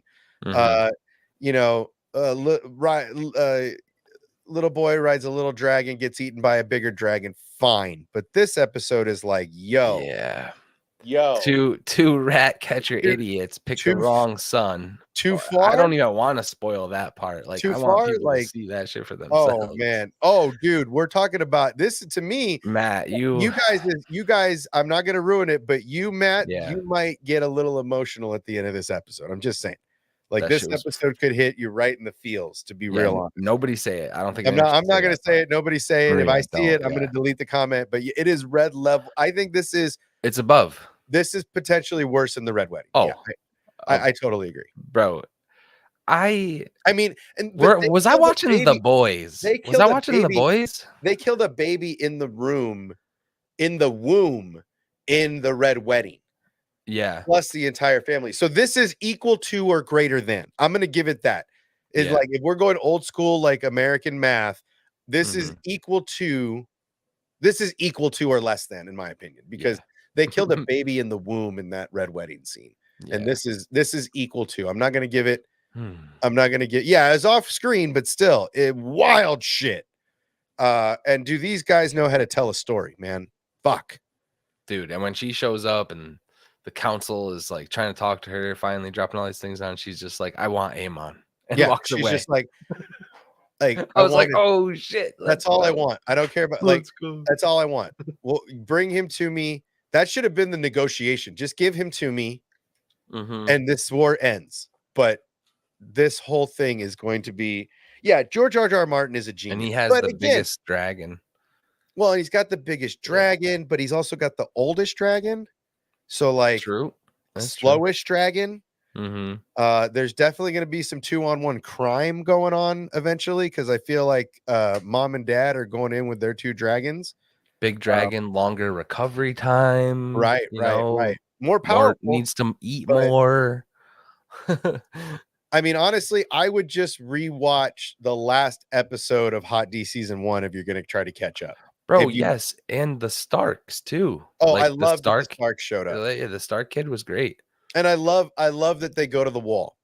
Yeah. Right. I love that it's still embedded in that story that the Starks basically are the watchers of the North and the wall and the keepers. You see him looking out there, right? At the forest. Remember in the old show, it was a line of trees and you didn't see shit until it started walking out and you could see like giants moving stuff kind of.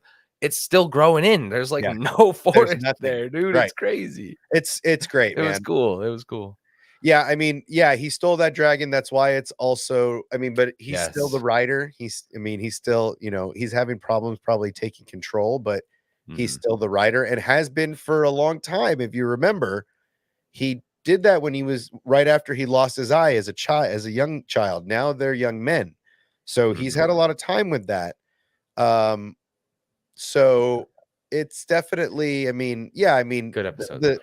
Great episode. The writers know how to take book. They're doing a great job taking book to screenplay, right? That's a very hard transition when you go from book. I have a huge problem with Harry Potter and J.K. Rowling's allowing the bastardization of her work by Warner Brothers at the end, because they did a phenomenal job until the last fucking 5 minutes of that entire fucking series and ruined it and bastardized what was a brilliant work of art. So yeah, thankfully HBO is really good, really good at adapting book literature to screenplay. That is a very hard task in 2024 and they do a phenomenal job.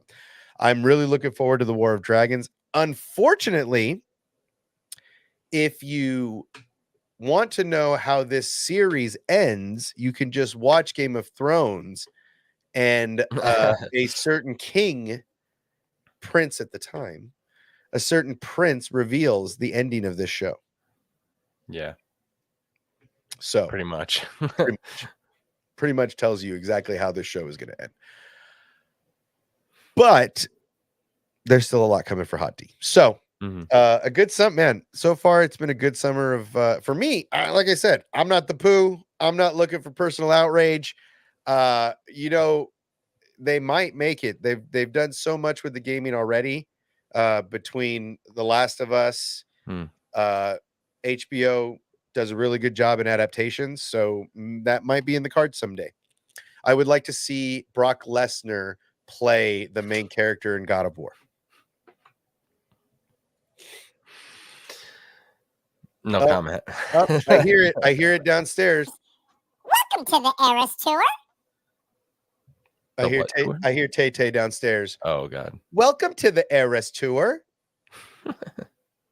Oh, you heard that? Your time to go is what you're saying? No, but that's what's playing downstairs. That's how I know what's going on downstairs. Is I hear Taylor, and I hear welcome to the Eras Tour. Nice. Yeah, man. Look, I'm really excited. I am trying to do more. I'm trying to be present more in the community right now.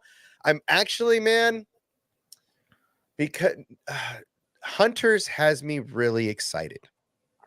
I had a really good time playing. Triple H would be another good one for that, or the Undertaker, even somebody of that size. As long as it's not John Cena. Well, you wouldn't be able to see him. So, but yeah, I'm really enjoying this show. I hope it goes multiple seasons. I am really enjoying everything that Star Wars is doing this summer. Hunters is so much fun. If you haven't gotten Hunters, you can download it on your phone for free. If you need if anybody who wants to play Hunters and doesn't have a Switch and you want to download it on your phone, do yourself a favor, grab one of these backbones for your phone. This one is for an iPhone. If anybody needs one, I don't use this. I will put it in a box and ship it to you. Get me in the Discord. If you want to play Hunters and you want to play on your phone, I have this backbone. You can have it. It works great. Everything is here with it. Literally, this is just it, and it spreads onto your phone. Get at me in the Discord, and I will ship this to you so you can get in on the game. Honestly, because Hunters is out, because Hunters is out, I'm thinking about maybe doing another giveaway. I haven't decided yet. I'm thinking, do we do another Switch giveaway? You know, I mean, we gave one away, 500 subscribers, something like that. We gave away a PS5 at 1,000 subscribers. Hunters just came out. I mean, does anybody else want to get in the game? I mean, we're going to do this shit completely different this time. I'll tell you that shit. We're going to do this completely different this time. But I don't know, man. I feel like this might be a good opportunity to do another It's giveaway. gonna be a human hopper. We're gonna fly you all out to California, throw in we're a gonna big put you all barrel, in- and we're gonna spin you around in a barrel. Whoever how falls cool out would that be? first is How going cool to would switch. that be is if you put people in those inflatable balls, right? And then Guys, I told you he's gonna fly you and out, then spin drop you around them in in a goddamn giant barrel. hopper and then spin the giant hopper, and then whoever falls out of the bottom wins. What? Mr. This was Beast, not my idea. Mr. This Beast, was get at not me my and do my idea. next giveaway. Mr. Beast, please get Oh, at man. me, do my next giveaway. Let's make it epic. I know you're a secret Star Wars fan. Not Come on, my Mr. idea. Beast, get at me. Everybody post this with Mr. Beast's tag him, because that's a great idea. What are those? What are they called? Does anybody know what those are called? It's they're No. the hamster.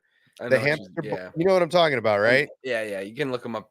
You can get in them and like roll down hills at summer camp and shit, right? So we'll do that, and we'll get a giant hopper, and then we'll spin it around, and everybody will be like tumbling, and then whoever falls out the bottom wins. Mr. Beast, get at me, dude. We could do something dope. I live in Vegas. We could rent a warehouse. Let's go. Let's do this. Come out. This would be awesome. Hit me in the Discord. Hit me in the chat, Mr. Beast. Let's do it. I think it would be fun. But yeah, we're thinking about doing another one. So look, everybody do us a favor. I don't ask for anything. I never ask my community for anything. I constantly give.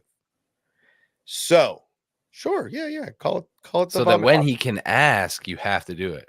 So let's do me a solid. If you haven't put all of my streams, go onto my channel and just let them autoplay through all of my streams in the background of your computer somewhere, and just let them cook on mute. We need some hours to finish to get to where we want to go. And we're trying to monetize so I can give back to you guys. We're like under 800 hours. So run those playlists for us, and let's try to get some hours up, because we're so close to potentially trying to monetize again without any copyright issues. And then there's one more big thing coming. And I wanted to mention this. We're going to put this to the side for a second. I wanted to mention this because we're doing something different. We're doing something big. It's big for me because I'm looking forward to it. So this time next week, next Monday, instead of doing the Acolyte Rebound, next week I'm going to have a special guest. We're going to have a special Star Wars discussion.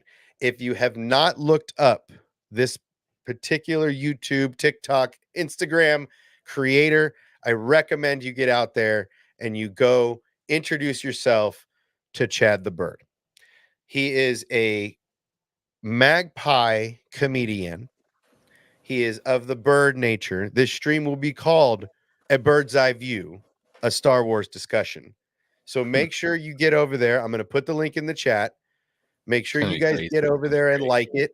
Make sure you guys tune in for it, because this is going to be it's going to be live, and we are going to basically interview we're going to interview Chad, and we are inviting him to look. I said I've got cards, I've got questions, I've got material. I'm not going in Let's go blind and bullshit. I've got legit things from his stream. I've been watching I've been watching Hot Ones because Sean gives a damn good interview, and I'm trying to mimic some interview style. So I'm doing my homework and I'm doing my diligence.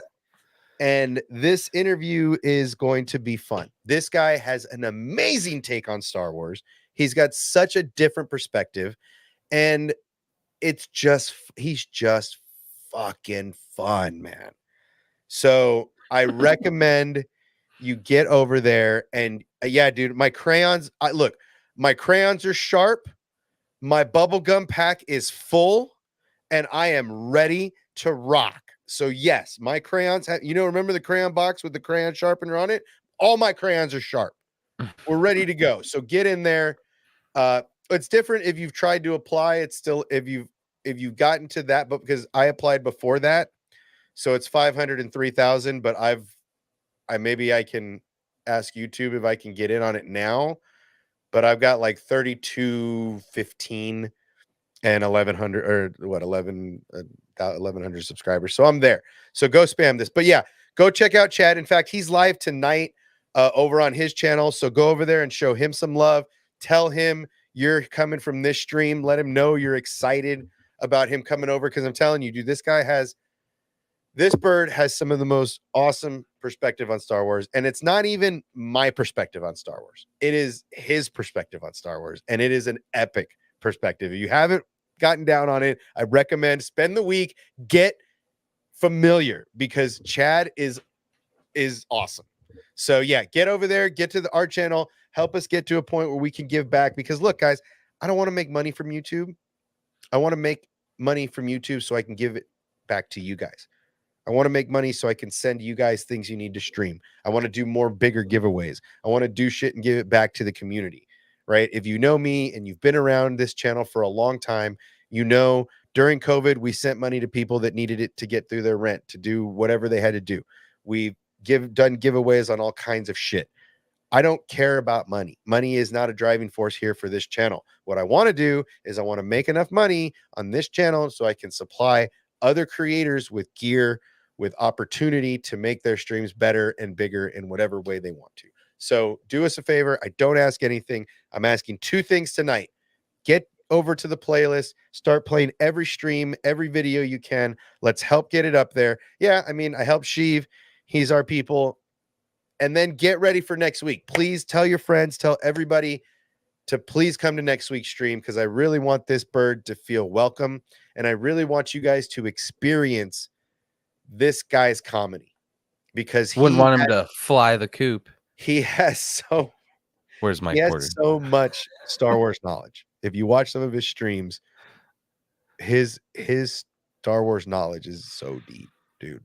It's incredible how deep his knowledge goes. It's terrifying, because you can't write good jokes in anything without knowing it very well. And it's so good, dude. Yeah, it's so good. So get over here next week. I'm going to do a community post to remind everybody all week. I'm going to be promoting the shit out of this all week.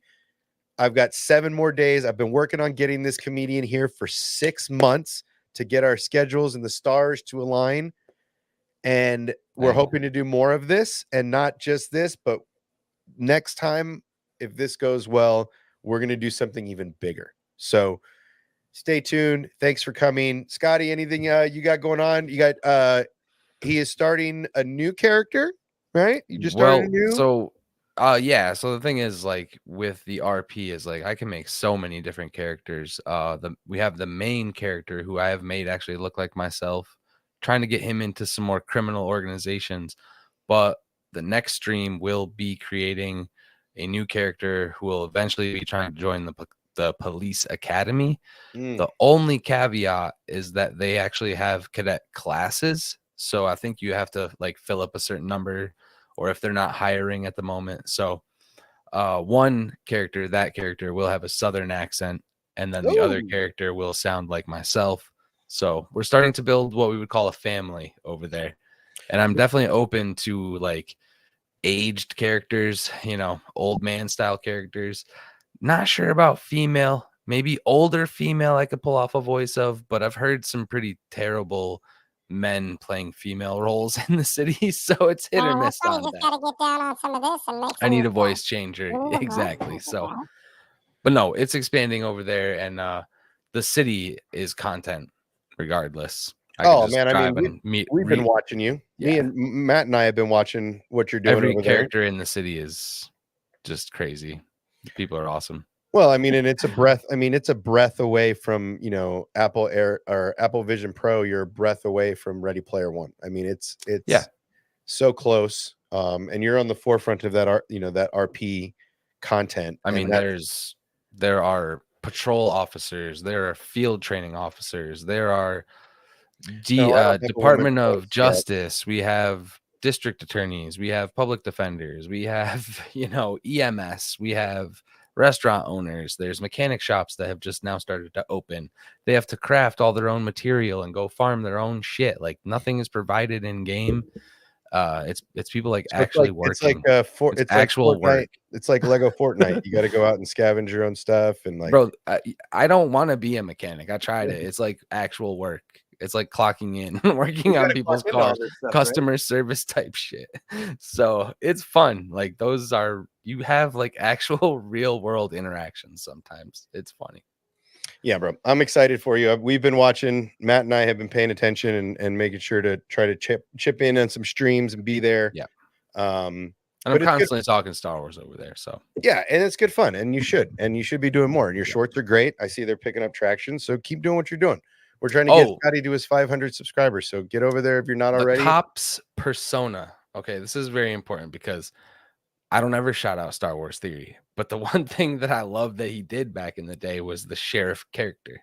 When all the fandom started to come after him, but he created that character like he was on the run, and the sheriff was like the fandom coming after him. So my cop character will somewhat be an amalgamation or whatever that word is of that character, his sheriff character that's on the run. Nice. He will be a defender of the OT to an extent, and I'm just gonna harass everybody about their Star Wars opinions. Well, that's all funny. I got. Well, it's funny because I was, I was working this week, and I was working with somebody, and they were playing like maybe something similar to like Closed on Sunday, where it was just Star Wars beats, basically, right? Yep. And I was like, "Oh, are you a Star Wars fan?" And kind of went into some conversation, and then later I went in and talked to him, and there's what I thought was a BB-8, but it was actually a Chopper plushie. And I was like, okay. And so I had to get in on it. We had a little conversation and gave me some more perspective on, more of how I'm correct in the fact that everybody pretty much feels the same way. It's all good except for episode 8. And that's where people have their, the muggles have the most issue with. So I know.